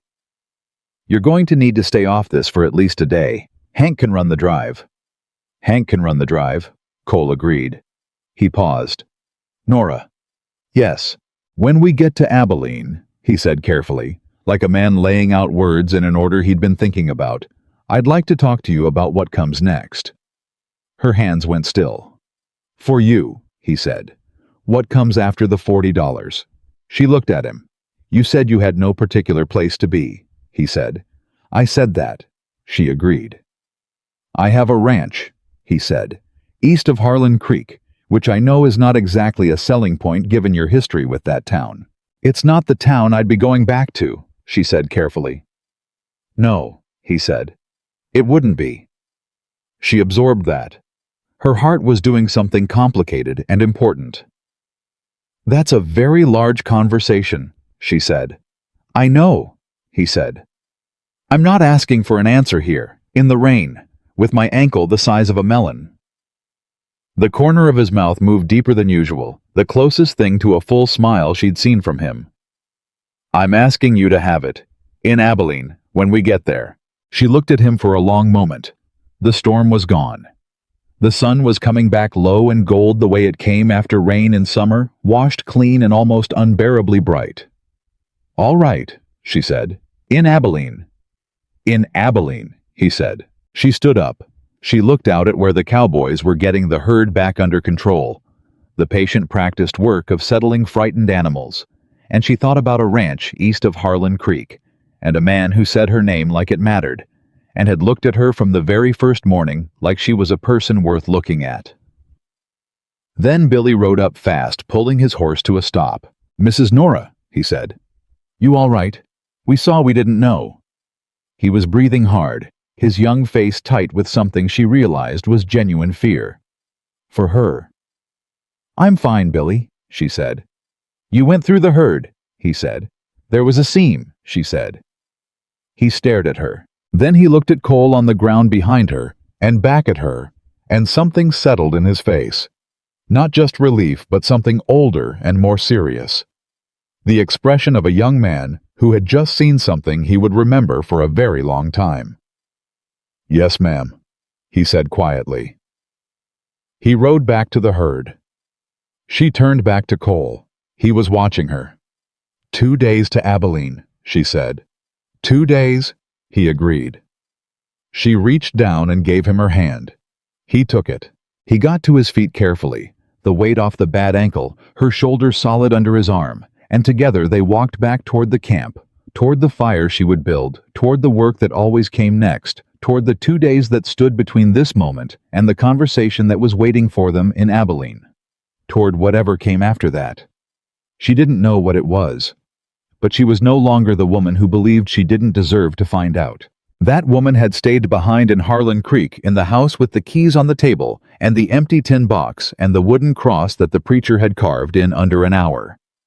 This woman was walking toward something. She didn't have a name for it yet. But she was walking. And that was enough. Abilene arrived the way the end of hard things usually did not, with fanfare, not with the dramatic relief Nora had half imagined during the worst days of the drive, but quietly, incrementally, the town appearing in the distance and growing larger as they moved toward it, until suddenly, they were simply there. The herd went into the stockyards without incident. The buyers were waiting. The paperwork moved efficiently through Cole's hands. He managed it on horseback, the bad ankle wrapped tight, and resting in the stirrup at an angle Hank had devised to keep the weight off it, moving slower than usual, but moving. He was not a man who stayed down. She had learned that about him. She was still learning things about him, which was itself something she hadn't expected to be doing this far into the drive. The cowboys got paid at the stockyard office. She watched them come out one by one, Billy with his wages folded carefully into his hatband, Roy with his hand already moving toward the vest pocket where he kept his son's photograph, old Pete counting his coins twice in the way of a man who had learned not to trust that good things were real on the first look. Darnell bought himself a new hat from the first shop he passed and wore it out of the store at an angle that made him look younger than he was. She stood at the chuck wagon and watched them scatter toward baths and beds and saloons and all the ordinary human comforts that 6 weeks of trail life made extraordinary, and she felt something she hadn't anticipated feeling. She was going to miss them. Not the work exactly, though she had found a satisfaction in it that surprised her. Not the hardship, but the particular texture of a group of people who had come to know each other in the compressed, honest way that hard shared circumstances produced. You couldn't perform yourself for 6 weeks in difficult country. Eventually, what was real came to the surface. What was real in these men had turned out to be better than she'd expected on that first morning at Miller's Crossing. Most people were up close. She was thinking about that when Cole appeared at the wagon. He was moving carefully, the ankle still tender, but his face was composed and his eyes were clear, and he had the look of a man who had completed what he set out to do and was now ready for the next thing. $40, he said, and held out the payment. She took it. She looked at it for a moment. 4 $10 bills, more money than she'd had at one time in the past 2 years. And she thought about the tin box with $4.60, and the table where she had sat staring at the wall. "Thank you," she said. "You earned it," he said. "And then some." She folded the bills and put them in her pocket. He looked at her. She looked at him. "You said in Abilene," she said. "I said in Abilene," he agreed. "Then let's find somewhere to have that conversation," she said. They found a quiet table at the back of a restaurant that was not the kind of establishment that required you to be presentable, which was fortunate given that neither of them was. The food was simple and hot, and she ate it with the appreciation of someone who had been cooking for others for 6 weeks and had not often been cooked for. Cole ordered coffee and then wrapped both hands around the cup and looked at her across the table with that direct, quiet attention she had come to recognize as his particular way of approaching things that mattered. "I want to say something first," he said. "All right. I'm not going to tell you the ranch needs you," he said. "It does, but that's not the point. And I'm not going to tell you that you'd have a good life there, because I don't think that's something one person can promise another." He paused. "What I'm going to tell you is true, and it's simple, and it's this: I have not felt like the ranch was a home in 4 years. 4 days into this drive, I started feeling like it might be possible again, and that feeling is connected entirely to you." She was very still. "Gideon, let me finish," he said, not forcefully, just steadily. "I know you buried your husband 7 weeks ago. I know that's not enough time by any reasonable measure. I know I'm asking you to consider something large before you've had room to grieve properly, and I'm not comfortable with that. But I also know that you're standing at the end of a cattle drive with $40, and the kind of courage that most people spend their whole lives wishing they had, and I'm not willing to let you walk away from Abilene without telling you plainly that I don't want you to." The restaurant was quiet around them. Somewhere a door opened and closed. A woman laughed at another table. "I'm not asking you to decide today," he said. "I'm asking you to know." She sat with that for a moment. "I know," she said finally. "Yeah. Yes." She looked at him. "I've known for a while. That's not the hard part." "What's the hard part?" She thought about how to say it honestly. "The hard part," she said slowly, "is that I have spent my entire life being looked at a certain way, being categorized before I've opened my mouth, being considered a problem to manage rather than a person to know." She paused. "And I have learned, it took me a long time to learn this, not to let that become the story I tell about myself. But it's different to not let other people's story become yours and to actually believe you deserve something different. Those are two different things." He was listening with the fullness she'd come to rely on. "I'm working on the second one," she said. "I've been working on it for longer than I like to admit, and I'm not fully there yet." "I know that," he said. She blinked. "You do. I've been watching you for 6 weeks," he said. "I've watched you accept gratitude with about 1/10 of the ease you accept difficulty. I've watched you minimize your own role in things you were entirely responsible for. I've watched you flinch just slightly, just for a second, when someone compliments you like you're waiting for the catch." He kept his eyes on hers. "You don't do that when someone gives you a problem to solve. You go straight at it. But when someone tries to give you something good, you check the exits first." She stared at him. "That's very accurate," she said quietly. "I know what I see," he said, "and I want to be clear about something. I'm not asking you to come to the ranch because I feel sorry for you. I'm not asking because I need a cook. I'm asking because you are the most capable, the most honest, the most genuinely good person I have been in close proximity to since Catherine died. And I am not going to pretend that I don't know that, just because the timing is uncomfortable." Her throat was doing something inconvenient. "You're not uncomfortable with—" She stopped. She started again. "The way I look doesn't—" "Nora." He said her name the way he always said it.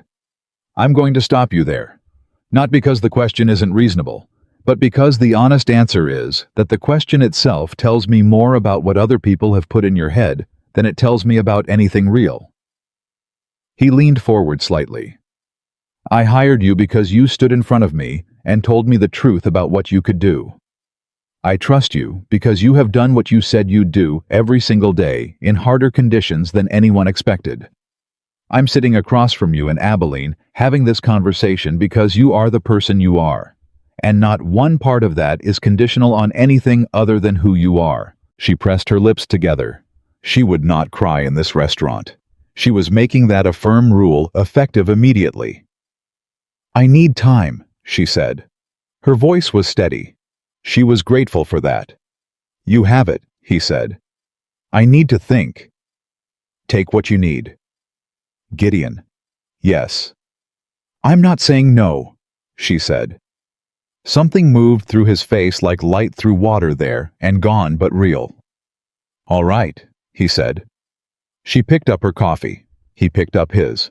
They sat in the quiet restaurant and drank their coffee, and the world held still for a moment around them, which felt like a gift after 6 weeks of it, moving at a constant, demanding pace. The gift lasted until the next morning. She was at the hotel where Cole had arranged rooms for the drive crew when the knock came at her door before breakfast. She opened it, expecting Billy or Hank, and found instead a woman she had never seen 50 years old, sharply dressed with the kind of face that had been handsome once and had curdled into something harder. "Mrs. Calloway," the woman said. Nora looked at her. "Yes. My name is Margaret Thorne. I am Reginald Hendricks's sister." She said it the way people said things they expected to have weight. "I'd like a word with you." Nora's first instinct was to close the door. Her second instinct was more interesting. She opened it wider. "Come in," she said. Margaret Thorne came in and looked around the room with the expression of someone performing a social concession and wanting it noted. She sat in the room's only chair without being offered it. "My brother intends to file suit against Gideon Cole," she said, "for what he characterizes as harassment and illegal passage through Hendricks land." The land agent Whitmore verified the route was legitimate, Nora said. The marshal's office confirmed it. "My brother is a resourceful man with considerable connections," Margaret said. "A legal challenge, even a losing one, could tie up Cole's assets for months, possibly a year." She paused. His ranch would have difficulty operating through that kind of uncertainty. Nora kept her face still. "Why are you telling me this?" "Because my brother is willing to drop the suit," Margaret said. "On a condition." "What condition?" "There is a man in this territory, a legitimate land agent, not Whitmore, who can redirect the territorial boundary filing that would shut down Hendricks' claim permanently. His name is Aldous Park. He's been refusing to meet with Reginald for 2 years.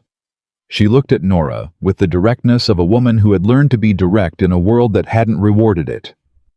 "He won't meet with Reginald, but he might meet with you." Nora stared at her. "Why me?"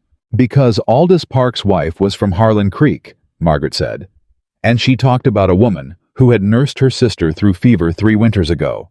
A large woman with black hair and dark eyes who refused to take payment for it." She paused. "Are you that woman?" Nora thought back 3 winters. The Hadley family on the east end of town. Sarah Hadley's sister Marion, who had come to visit in December and taken sick within the week. "I remember Marion," she said carefully. "Marion Park is Aldous Park's wife," Margaret said. "She has told him about the woman who saved her." Margaret's expression was complicated. Not warm, not cold, but somewhere between them, like a woman doing something that cost her pride and was doing it anyway. "My brother is not a good man, I know that. But he is my brother, and the suit he's threatening will destroy him as surely as it damages Cole when the full evidence of his fraud comes out in a public proceeding." She stopped. "I am trying to stop him from destroying himself." Nora absorbed that. "You want me to meet with Aldous Park," she said. "Get him to file the counterclaim that makes your brother's position legally untenable, which forces your brother to drop the suit because it becomes his only way to avoid prosecution himself." "Yes," Margaret said. "That saves Cole," Nora said slowly. "And it also saves Hendricks from himself." "I am not asking you to like it," Margaret said stiffly. "I'm asking you to do it." Nora looked at her for a long moment. There was something almost moving about Margaret Thorne, the rigidity of her, the pride that she was clearly paying a significant cost to set aside even temporarily the love for a brother that persisted despite full knowledge of who he was. Nora understood imperfect love. She had grown up with it. "Where is Aldous Park?" she said. She didn't tell Cole. She told herself it was because she didn't want him to stop her, or to insist on coming with her on a bad ankle, or to take over a negotiation that required her specifically. All of those things were true. But the deeper truth, which she admitted to herself on the walk across Abilene to the offices where Aldous Park was conducting his survey work, was that she needed to do this on her own. Not to prove something to Cole, to prove something to herself. Park was a slight man in his 50s with careful eyes and a bureaucrat's habit of keeping his face professionally neutral. He looked at her when she came in, and she watched his neutral face flicker once. "Mrs. Calloway," he said. "Mr. Park," she said. "I think you know why I'm here." "Marion told me about you," he said. "When I heard a Mrs. Calloway was traveling with Cole's drive, He stopped. "Marion still talks about that December, what you did for her." "I did what needed doing," Nora said. "She almost didn't make it," he said quietly. "But she did." "Yes." He was quiet for a moment. "She did." He looked at her with the directness of a man getting to the point. "You're here about the Hendricks filing." "I am." "It's fraudulent," he said. "I've known it for 3 months. But filing a counterclaim means a confrontation with Hendricks and his money and his legal team, and my office has—" He paused. Limited resources for that kind of fight. Hendrix's sister came to me this morning, Nora said. She wants him stopped. She'll cooperate with documentation proving the fraud if you file the counterclaim. That takes the legal burden off your office because the evidence comes from Hendrix's own family. She paused. It's not a fight anymore. It's a filing. Park looked at her. Margaret Thorne came to you, he said slowly. She did. She hates her brother's business practices, but she's protected him for 20 years out of family loyalty, Park said. What changed? He's about to file a suit that will expose the full scope of the fraud in a public proceeding, Nora said. She's trying to save him from himself. Park was quiet for a long moment. His hands moved to the papers on his desk, and then away again. If I file this, he said, it protects Cole's drive legally and permanently. No more challenges, no more blocked routes. Yes, she said. And it helps Margaret Thorne's brother avoid prosecution by making the suit he's threatening inadvisable. Yes. And you're asking me to do this, he said, because of what you did for Marion on a December night 3 years ago. She looked at him directly. I'm asking you to do it because it's right, she said. What I did for Marion has nothing to do with it. I didn't nurse her so I could call in a debt later. I nursed her because she was sick and I could help. She paused. But if knowing who I am gives you more confidence that I'm telling you the truth about Margaret Thorne's cooperation, then yes, use it for that. Park looked at her for a very long time. Then he opened his desk drawer and took out a pen. I'll need Margaret Thorne's signature on an affidavit by end of business today, he said. You'll have it, Nora said. She got it. It took 2 hours and a conversation with Margaret Thorne that was sharp-edged and uncomfortable, and ultimately on both sides honest. The kind of honesty that two women who had spent their lives being underestimated could produce when they stopped sizing each other up and started actually talking. Margaret signed. Nora brought the document back to Park's office before 3 o'clock. She walked back to the hotel, and she stood outside it for a moment on the board sidewalk with the afternoon sun on her face, and Abilene moving around her, and $40 in her pocket, and the full weight of what she had just done, settling through her like water through soil, slow and real and permanent. She had done that. Not Cole. Not Hank. Not anyone who had authority or resources or a name that carried weight in the territory. Her. The widow from Harlan Creek that nobody had wanted. She had done that. She stood with it. She let herself have it. Then she went inside to find Cole. He was in the hotel's common room, with Hank going over paperwork from the sale, and he looked up when she came in and immediately read something in her face. What happened? He said. She sat down across from him, and she told him. All of it. Margaret Thorne at her door, Aldous Park, and his connection to Marion the affidavit, the counterfiling. She told it straight through without editorializing the way she'd learned to tell things from watching him do it. When she finished, Hank let out a slow breath and said, Well, Lord Almighty. Cole was looking at her. She looked back at him. You went alone, he said. Yes. You didn't tell me. No. Because you knew I'd want to come. Yes, she said. And because it needed to be me. Specifically me. He was quiet for a moment. Park knew you because of Marion, he said. Yes, but I didn't use that the way you might think. I asked him to file because it was right. I just needed him to trust that I was telling him the truth about Margaret's cooperation. And he did. He did. Cole leaned back. He looked at her with the full weight of that direct attention. Hendrix is finished, he said. The fraudulent claim, the blocked routes, the cut supplies, all of it's going to come out in the counterfiling. He can't sue me now without putting himself in front of a judge who already has Park's documentation. That's what Margaret was counting on, Nora said. She knows Reginald well enough to know he'll drop it rather than face the exposure. She used you, Hank said, not unkindly. We used each other, Nora said. That's different. Hank looked at Cole. Cole looked at Hank. Something passed between them that she couldn't fully read, but recognized as masculine acknowledgement of something that didn't need to be said aloud. Cole stood up. The ankle was still wrapped, but he was moving better. The day's rest had helped. "Walk with me," he said to Nora. She stood. They went outside onto the sidewalk and walked slowly because of the ankle, which suited her because she was not in a particular hurry.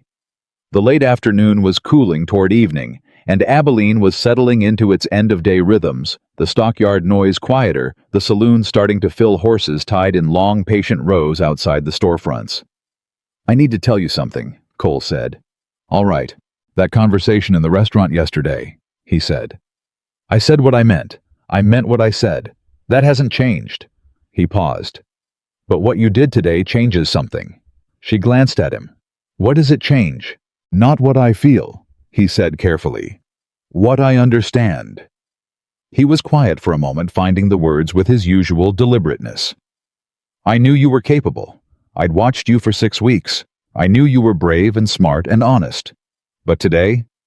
He stopped. "Today I understood that you are someone who will walk into a situation I couldn't have handled myself and come back with exactly what we needed. Not because someone told you to, not because it was in your duties, because you saw it needed doing. I'm not sure that's Nora, her name, that wait. Stop." She stopped. "I said yesterday that I didn't want you to walk away from Abilene without knowing I didn't want you to," he said. "What I should have also said is this.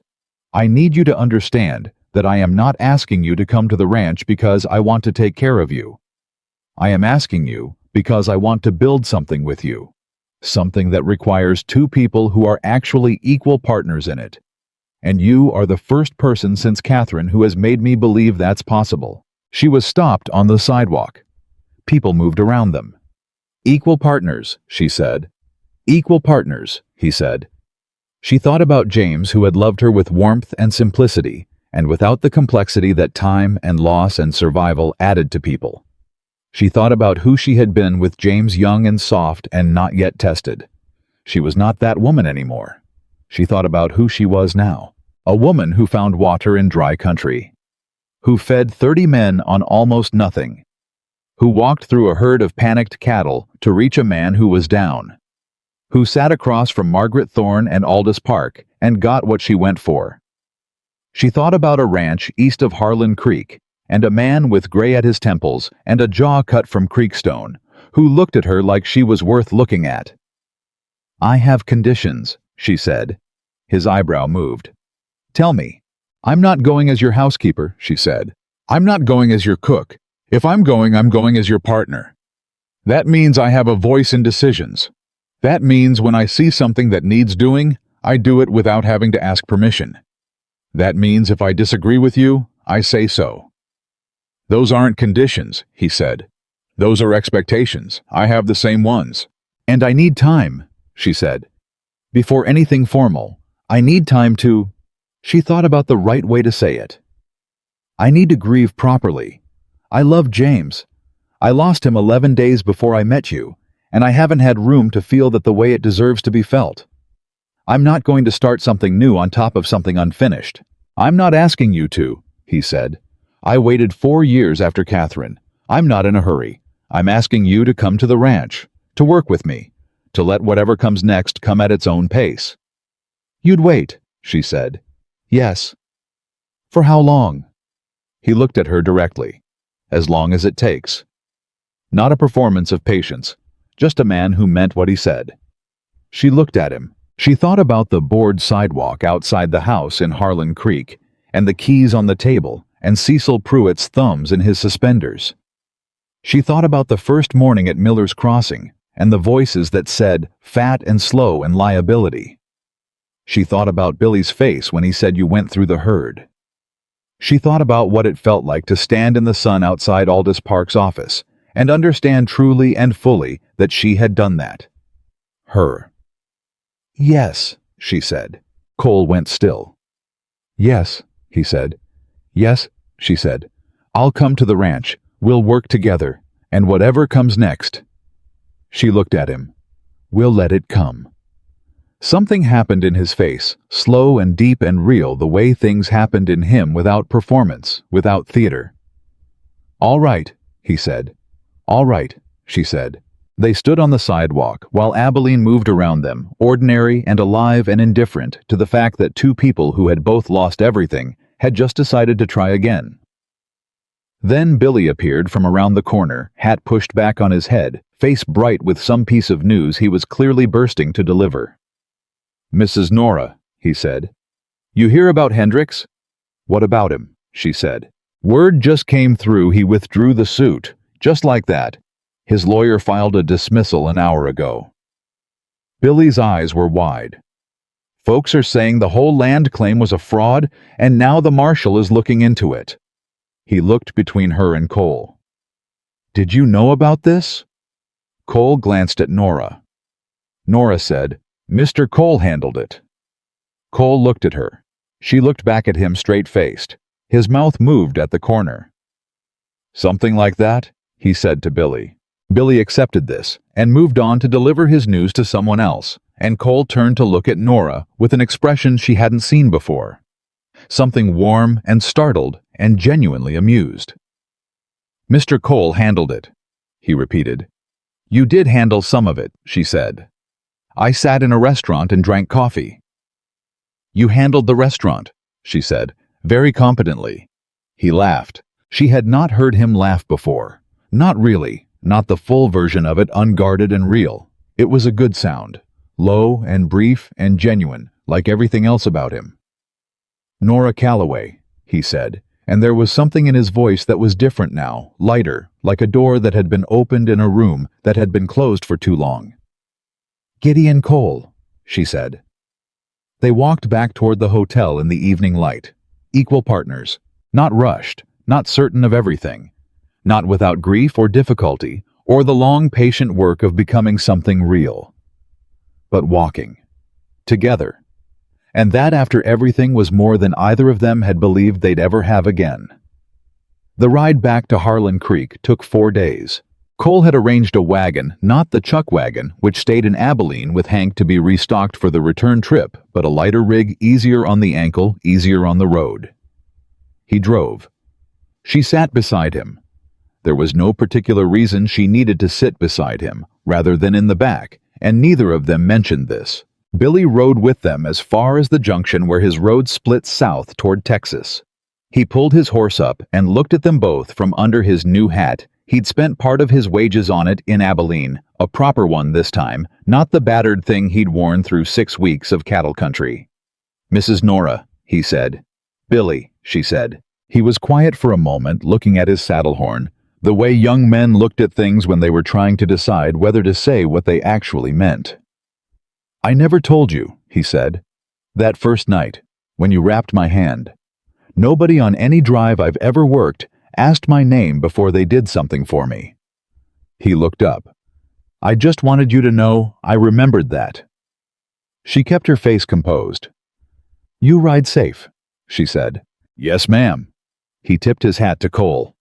"Boss." Then he turned his horse south and rode without looking back the way young men rode when they were afraid that looking back would cost them something. She watched him go until the road bent and took him out of sight. Then she was quiet for a while, and Cole let her be quiet, and the wagon moved northeast through country that was opening up into something greener and more settled as they left the hard summer range behind. "He'll be all right," Cole said eventually. "I know," she said. "He's tougher than he looks." "Most people are." "Yes," she said. "They are."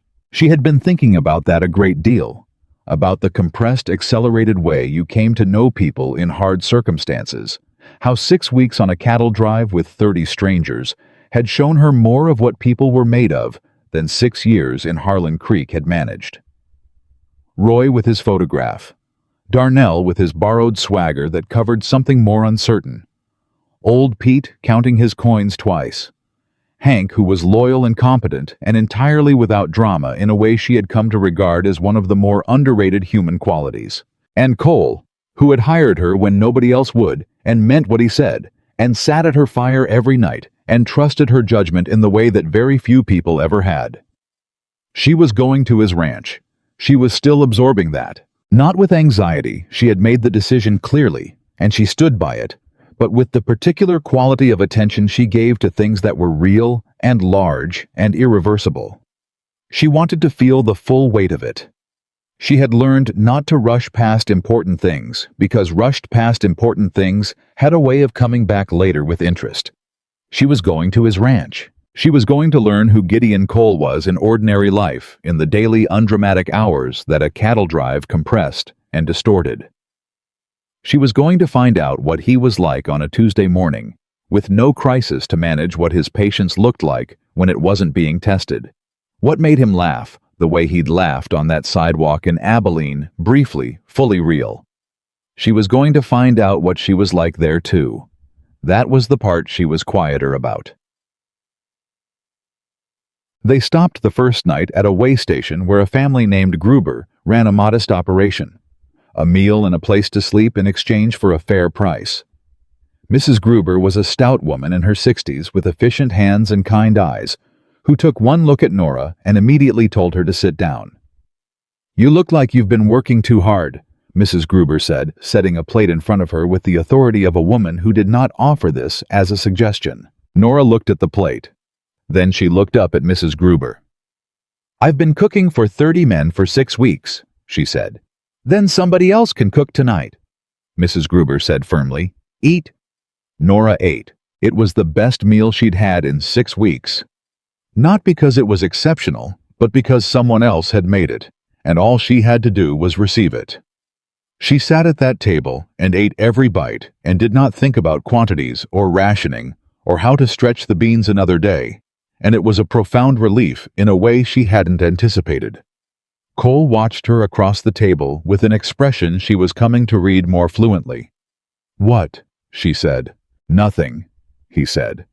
But the corner of his mouth was doing the thing. "Say it," she said. "You look surprised," he said. "That someone's feeding you." "I'm not surprised," she said. "I'm just—" She stopped. I forgot what it felt like, being on the receiving end. He was quiet for a moment. "You're going to have to get used to that," he said. She looked at him. "On the ranch," he said. "I cook. I'm not good at it, but I cook. And you are not going to cook every meal just because you're better at it than I am." "That seems inefficient," she said. "Maybe," he said. "But it's how it's going to be." She wanted to argue. She recognized that impulse, the deeply ingrained reflex to make herself useful to justify her presence through production to earn the space she occupied. She put her fork down. "All right," she said. He nodded once satisfied. Mrs. Gruber brought pie. Nora ate 2 pieces and did not apologize for either of them. The second day they talked, not about anything consequential, which was itself consequential. They had spent 6 weeks talking about problems and solutions and the next necessary thing, and this was different, the slower, more meandering conversation of 2 people learning each other in the absence of crisis. She found out that he had 3 dogs on the ranch, all named after cattle drive trails in a fit of geographical naming that he acknowledged was not particularly original. She found out that he actually read, not just ledgers and legal documents, but books, history mostly, and occasionally poetry, which surprised her enough that she turned to look at him directly. "Poetry," she said. "Don't make something of it," he said. "I'm not making something of it," she said. "I'm just—" She thought about it. "Catherine. She read it to me," he said. "And then I started reading it myself after she was gone. It felt like—" He paused. "Like keeping something of hers alive." She understood that completely. "James sang," she said. "Badly, loudly. He didn't know he was bad, and I never told him." She looked at the road ahead. "I missed the singing more than I expected. The house was very quiet." "The ranch is quiet," Cole said. "I should tell you that. It's not a social place." "I've spent my whole life surrounded by people who mostly pretended I wasn't there," she said. "Quiet doesn't frighten me." "Some people find it hard," he said, after a while. "Do you—" He thought about it honestly. "The first year after Catherine, yes. Now—" He considered. "Now it's just the sound of the place. The cattle, the dogs. Wind. He glanced at her. It'll be different with another person there. Different good or different complicated? She asked. Both probably, he said. In my experience, those two things travel together. In mine too, she said. They drove in comfortable silence for a while after that. She thought about quiet ranches and 3 dogs named after trails and a man who read poetry to keep something of his dead wife alive. And she thought about herself, large and capable, and still learning to believe she deserved to take up the space she naturally occupied. And she thought that different complicated and different good were in fact almost always the same thing. She had said that to him once about strength and stubbornness. It kept turning out to be true in new configurations. On the 3rd night, the twist she hadn't seen coming found them. They had stopped in a small town called Morrow's Gap, barely large enough to qualify as a town, a general store, a livery, a boarding house.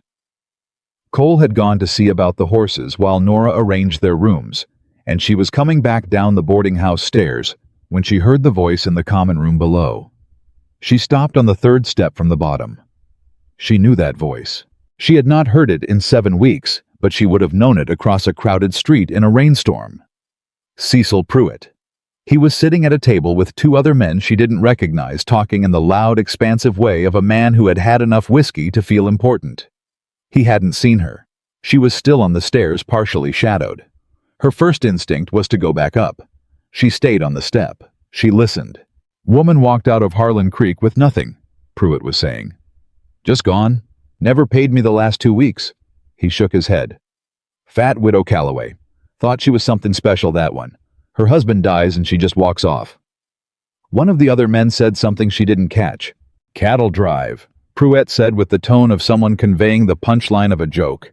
Hired on as a cook, they said. 30 cowboys and a fat widow woman. He laughed and the other men laughed, and the sound of it sat in her chest, the way that particular kind of laughter always had, not painful exactly, not anymore, but present, a reminder of what she had come from. She came down the last 3 stairs. She walked into the common room. Pruitt saw her. His face went through several expressions in rapid succession: surprise, discomfort, and then, because he was constitutionally incapable of backing down in front of an audience, a performative recovery that settled into something between bluster and dismissal. Mrs. Calloway, he said. Mr. Pruitt, she said. The 2 other men had gone quiet. Heard you been on a cattle drive, Pruitt said. I have, she said. Well? He looked at her with the practiced eye of a man assessing real estate. You look... He paused. He was looking for the diminishment and not finding the usual purchase for it. Tired, he finished, which was not what he'd started to say. I've been working, she said. 6 weeks. Sure, he said. Sure. She looked at him. She had rehearsed versions of this moment in the abstract in the back of her mind, in the small hours of the drive, when sleep didn't come easily. She had imagined what she might say to Cecil Pruitt if she ever saw him again. She had composed speeches in her head, precise and devastating, that said every true thing she had never said. She didn't say any of them. You're owed 2 weeks' rent, she said, from the house on Birch Street. He blinked. She reached into her pocket and took out her wages, the $40, and she counted out the amount she owed him, and she set it on the table in front of him. We're settled, she said. Pruitt looked at the money. He looked at her. Mrs. Calloway, he started. Good evening, Mr. Pruitt, she said. She walked out of the common room. She walked out the front door of the boarding house and stood on the step in the night air and let herself breathe. Her hands were shaking slightly. Not from fear. From the particular adrenaline of doing something exactly right, of finding the action that was true to who she was, rather than who she was angry about being pushed into being. She had paid him. Not because she owed him anything beyond the money, but because she was not going to leave that debt between them. She was not going to carry Cecil Pruitt on her back into the rest of her life. She heard boots on the boards behind her. Cole's hands came down on her shoulders, light, steady, asking nothing. I saw him in there, Cole said. Yes, she said. Are you? I'm fine, she said. I paid him what I owed him. A pause. You didn't owe him anything except the rent, Cole said carefully. That's what I paid him, she said. Cole was quiet for a moment. Then, I was watching from the doorway. I would have. I know, she said. That's why I didn't wait for you. His hands on her shoulders didn't move. She could feel the warmth of them through the fabric of her dress. You didn't need me to, he said. Not a question. No, she said. But it means something that you were in the doorway. A long pause. Yes, he said quietly. I reckon it does. She turned around. He was looking at her with that open, steady expression, the one she had first seen on the step outside Whitmore's room in Caldwell Station, the one that had been slowly becoming the expression she associated most directly with him. I want to go home, she said. And she meant it in the full, complicated, weighted sense of the word, not back to Harlan Creek, not to any specific building or address, but towards something she was learning to believe she was allowed to want. Then let's go home, he said. They arrived at Cole's ranch on a Thursday afternoon in late August. It was nothing like what she'd imagined and exactly what she'd expected, which was a contradiction that somehow made perfect sense.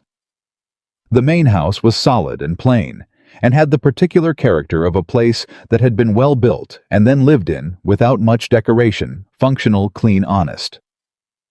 The three dogs, whom Cole introduced without self-consciousness as Chisholm Goodnight, and Shawnee came off the porch at a full run, and demonstrated immediately that whatever other qualities they possessed, dignity was not among them. Shawnee, the youngest and most undignified of the three, went directly to Nora and put both front paws on her skirt, and looked up at her with the expression of an animal that had decided something without consulting anyone. She doesn't do that with strangers, Cole said. I'm not a stranger, Nora said, and scratched Shawnee's ears. Hank had returned 2 days ahead of them and had seen to the immediate ranch business, which meant that Cole's first afternoon back was quieter than usual. He showed her the house, not with the nervousness of a man seeking approval, but with the straightforward practicality of someone orienting a new partner to a shared workspace. She noticed everything. The kitchen that was functional, but had clearly been used minimally. The shelf of books in the main room, more than she'd expected, organized in a way that suggested they were actually read rather than displayed. The photograph on the mantel that she looked at carefully when Cole stepped out to speak with Hank. Catherine, dark-haired, laughing at whoever was holding the camera, which had probably been Cole. She had a face that suggested the warmth and humor he had described, lively, open, thoroughly present. Nora looked at her for a long moment. She wasn't jealous. She had understood since that first evening at the fire, when Cole had talked about Catherine's laughter, that she wasn't replacing anyone. She wasn't meant to be Catherine. Cole didn't want her to be. He had said it plainly, two people building something new, not one person filling another's absence. She would have liked you, Cole said from the doorway. She turned. He was leaning against the doorframe, looking at the photograph. You can't know that, she said. I knew her for 9 years, he said. I know exactly the kind of person she liked. He looked at Nora. She had no patience for performance. She liked people who did what they said and meant what they did. He paused. You qualify. Nora looked back at the photograph. I'll try not to disappoint her then, she said. She'd say that's not how it works, Cole said. She'd say you just have to be who you are. She sounds like she was wise. She was, he said, and stubborn. You would have argued. About what? Everything, he said. And then agreed on most of it. She smiled. Genuinely, fully the kind of smile she had given infrequently enough in her life that it still felt like a small event when it happened. He saw it. He looked at her like he was filing it away. The first weeks at the ranch established themselves in a rhythm that surprised her with its rightness. She was not the cook. She had agreed to that in the wagon, and she held to it, which meant that Cole's limited culinary skills produced some genuinely unfortunate meals that she ate without comment, because a deal was a deal. She was the person who managed the ranch's supply ordering, who renegotiated 2 supplier contracts that Cole had been overpaying on for years, who reorganized the storage situation in the barn with the same focused efficiency she had brought to the chuck wagon. She found water in 2 places on the property that Cole hadn't known about. The first time he looked at the ground where she'd indicated, and then at her, and then at the ground again. "My father's geology lessons," she said. "I'm starting to think your father was the most accidentally useful man who ever lived," Cole said. "Don't give him too much credit," she said. "He still left." "No," Cole said. "But he left you with something that found us water twice. I'm choosing to be grateful for that part." She looked at him. "That's generous," she said. "I'm a generous man," he said straight-faced. She had not expected him to have that quality, the dry, understated humor that appeared infrequently, but consistently always at the moment she least expected it. It delighted her every time. She suspected he knew this and deployed it accordingly. The ranch hands were a different matter. There were 4 of them permanent crew, not seasonal, and they ranged from guardedly polite to openly uncertain about her presence. She had navigated this before. She did not force anything. She did her work visibly and competently. And she learned their names and their particulars, the way she had learned the drive crews, through observation, through small attentions, through the patient accumulation of being consistently, reliably present. The turning point was a man named Ortega. Ortega was the eldest of the 4 hands, somewhere in his late 50s, with a quiet authority the others looked to without quite acknowledging they were doing it. He had been polite but watchful in her first 2 weeks at the ranch, and she had felt his assessment without letting herself be pressured by it. On a Wednesday, 3 weeks into her time at the ranch, she was near the south fence, checking the repair work that had been done on a section that had come down in the summer storm, when she heard a sound from the far side of the fence that she identified immediately as wrong. She went through the fence without hesitating. The calf was in a ditch, not badly hurt, but badly frightened. One leg caught in old fencing wire that had been there long enough to become invisible in the grass. It was small enough and frightened enough to be a significant hazard to itself. The more it struggled, the worse the wire would bite. She talked to it first, low and steady, the same way she talked to frightened horses. She kept her body movements slow and deliberate. The calf went still, not calm, but still, which was enough. She worked the wire free with her hands, taking her time staying quiet, ignoring the way the wire bit into her own palms. The calf bolted the moment it was free. She sat back on her heels and looked at her hands. "Been watching you for 10 minutes, Ortega said from behind her. She hadn't heard him come up. She turned. He was looking at her hands, then at the wire, then at her. "Most people would have called for help," he said. "Calf was frightened enough already," she said. "More people would have made it worse." He was quiet for a moment. "That's right," he said. He reached down and offered her a hand up. She took it. After that, Ortega was not guardedly polite. He was simply respectful in the clean, unambiguous way that respect actually looked when it wasn't being performed. The other hands followed his lead within a week, the way people followed Ortega's lead in general, not because he told them to, but because he was the kind of man whose judgment they had learned to trust. She understood that dynamic entirely. The grief came in October. Not suddenly, it had been present all along in the background of everything, folded into the texture of each day, the way sorrow folded into the texture of people who had experienced it and kept moving. But in October, it came forward, and she let it. She had known it was waiting. She had known since Abilene, since the moment she'd said yes, that she was going to need to stop moving long enough to feel what she had been carrying since that Friday when James went into the ground behind the Methodist church.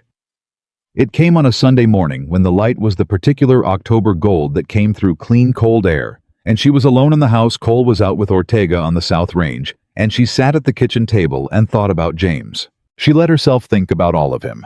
Not just the clean, summarized version she had been carrying through 6 weeks of a cattle drive and 4 weeks of a new life. The full version. James at 23 with his loud, terrible singing that she had never corrected. James in the kitchen of the little house making coffee badly and handing it to her with the pride of a man who believed he had done something excellent. James who had never once made her feel like her body was an inconvenience or a failing, who had put his arms around her with a completeness and lack of self-consciousness that she had not fully understood was rare until she had lived without it. She cried for a long time. The 3 dogs were in the house. Cole had gradually stopped arguing about this, and Shawnee put her head in Nora's lap and stayed there, which was the correct response, because sometimes there was nothing to be done except stay. She cried until she was empty. Then she sat in the quiet kitchen and breathed. She heard the door. She heard Cole's boots stop when he came in and took in the room, and she turned to look at him with her face still wet and made no move to hide it. He looked at her. He didn't say anything about giving her space. He didn't ask if she was all right with the particular careful delicacy of a man trying not to get this wrong. He sat down across from her at the table, just sat present and unhurried the way he was present with everything. And he looked at her and let her be exactly where she was. "James," she said, not a question. "James," she said again. He nodded. "He deserved better than 4 days," she said. He was 23 years old. He deserved to get old and annoying and to be difficult about things that didn't matter. She pressed her fingers against her eyes briefly. "He would have been so annoying at 50. I would have loved it." Cole was quiet. Then he said, "Tell me about him." She looked at him. "Tell me who he was," Cole said. "Not the summary. Who he was." She told him. She told him about the singing and the bad coffee, and the way James had always been the first person in any room to laugh at a joke and the last person to leave a conversation, because he was genuinely interested in everyone he met and never quite got around to wrapping things up.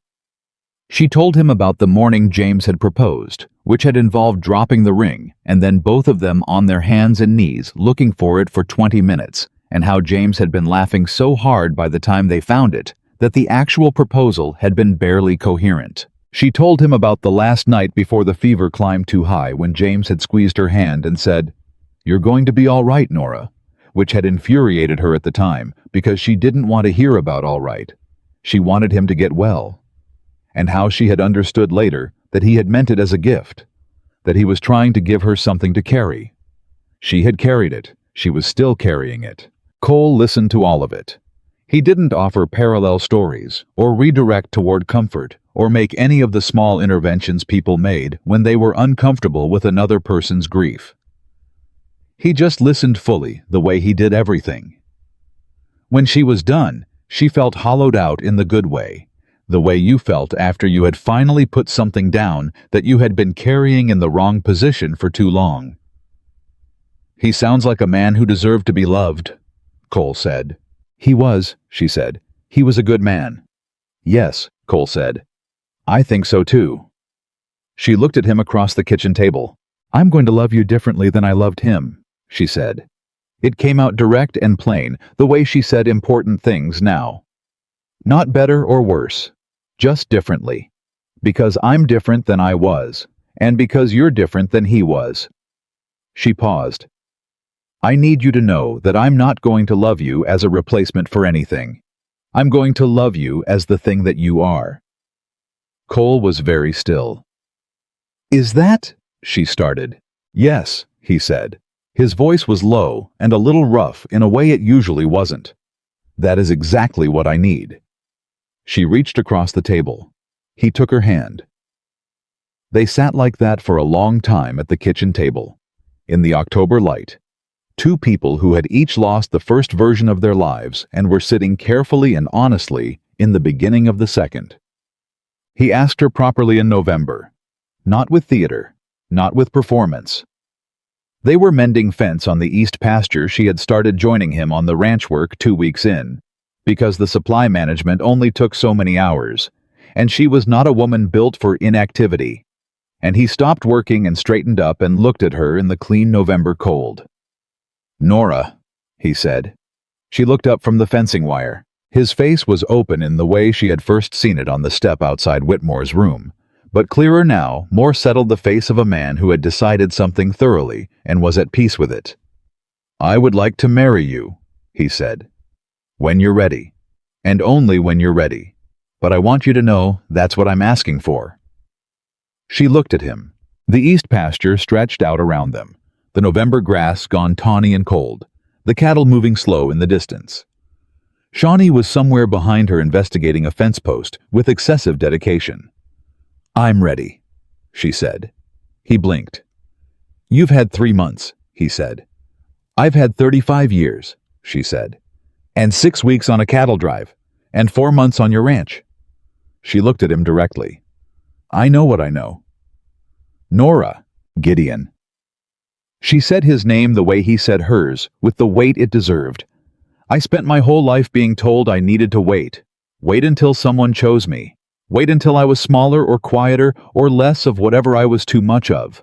Wait until the world decided I was worth something." She held his gaze. "I'm not waiting anymore. Not for the things I know are real."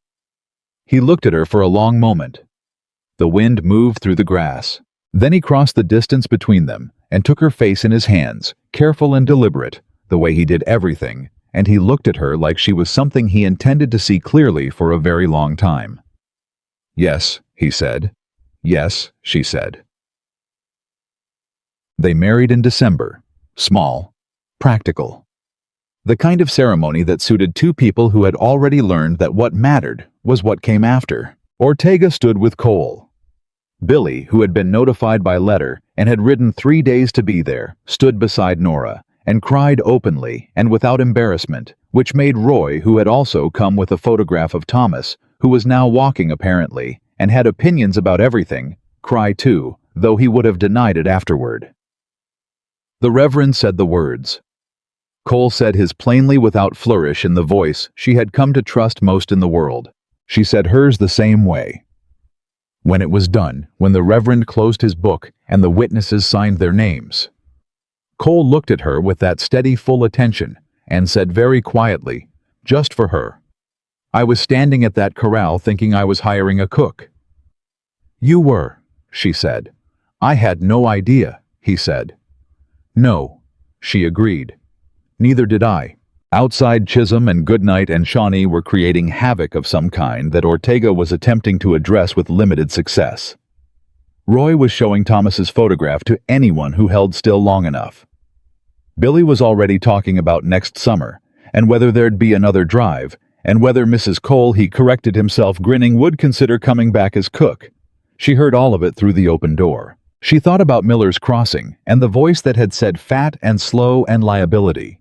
She thought about the table with the keys. She thought about standing outside Aldous Park's office in the Abilene sun, understanding what she had done. She thought about October in the kitchen, and grief finally given its full space, and a man who had sat with her in it without flinching. She thought about 35 years of being told in 100 different ways by 100 different people that she was too much in the ways that didn't count, and not enough in the ways that did. She looked at Gideon Cole, her husband. This plain, honest, complicated, deeply decent man who had looked at her across a dusty corral and asked, "Can you work?" and meant it as the only question that mattered. "What are you thinking?" he asked. "I'm thinking," she said slowly, "that James told me I was going to be all right." Cole waited. "He was right," she said. "But I don't think he knew how much better than all right it was going to get." Something moved through his face, slow and deep and real. He took her hand. She held it.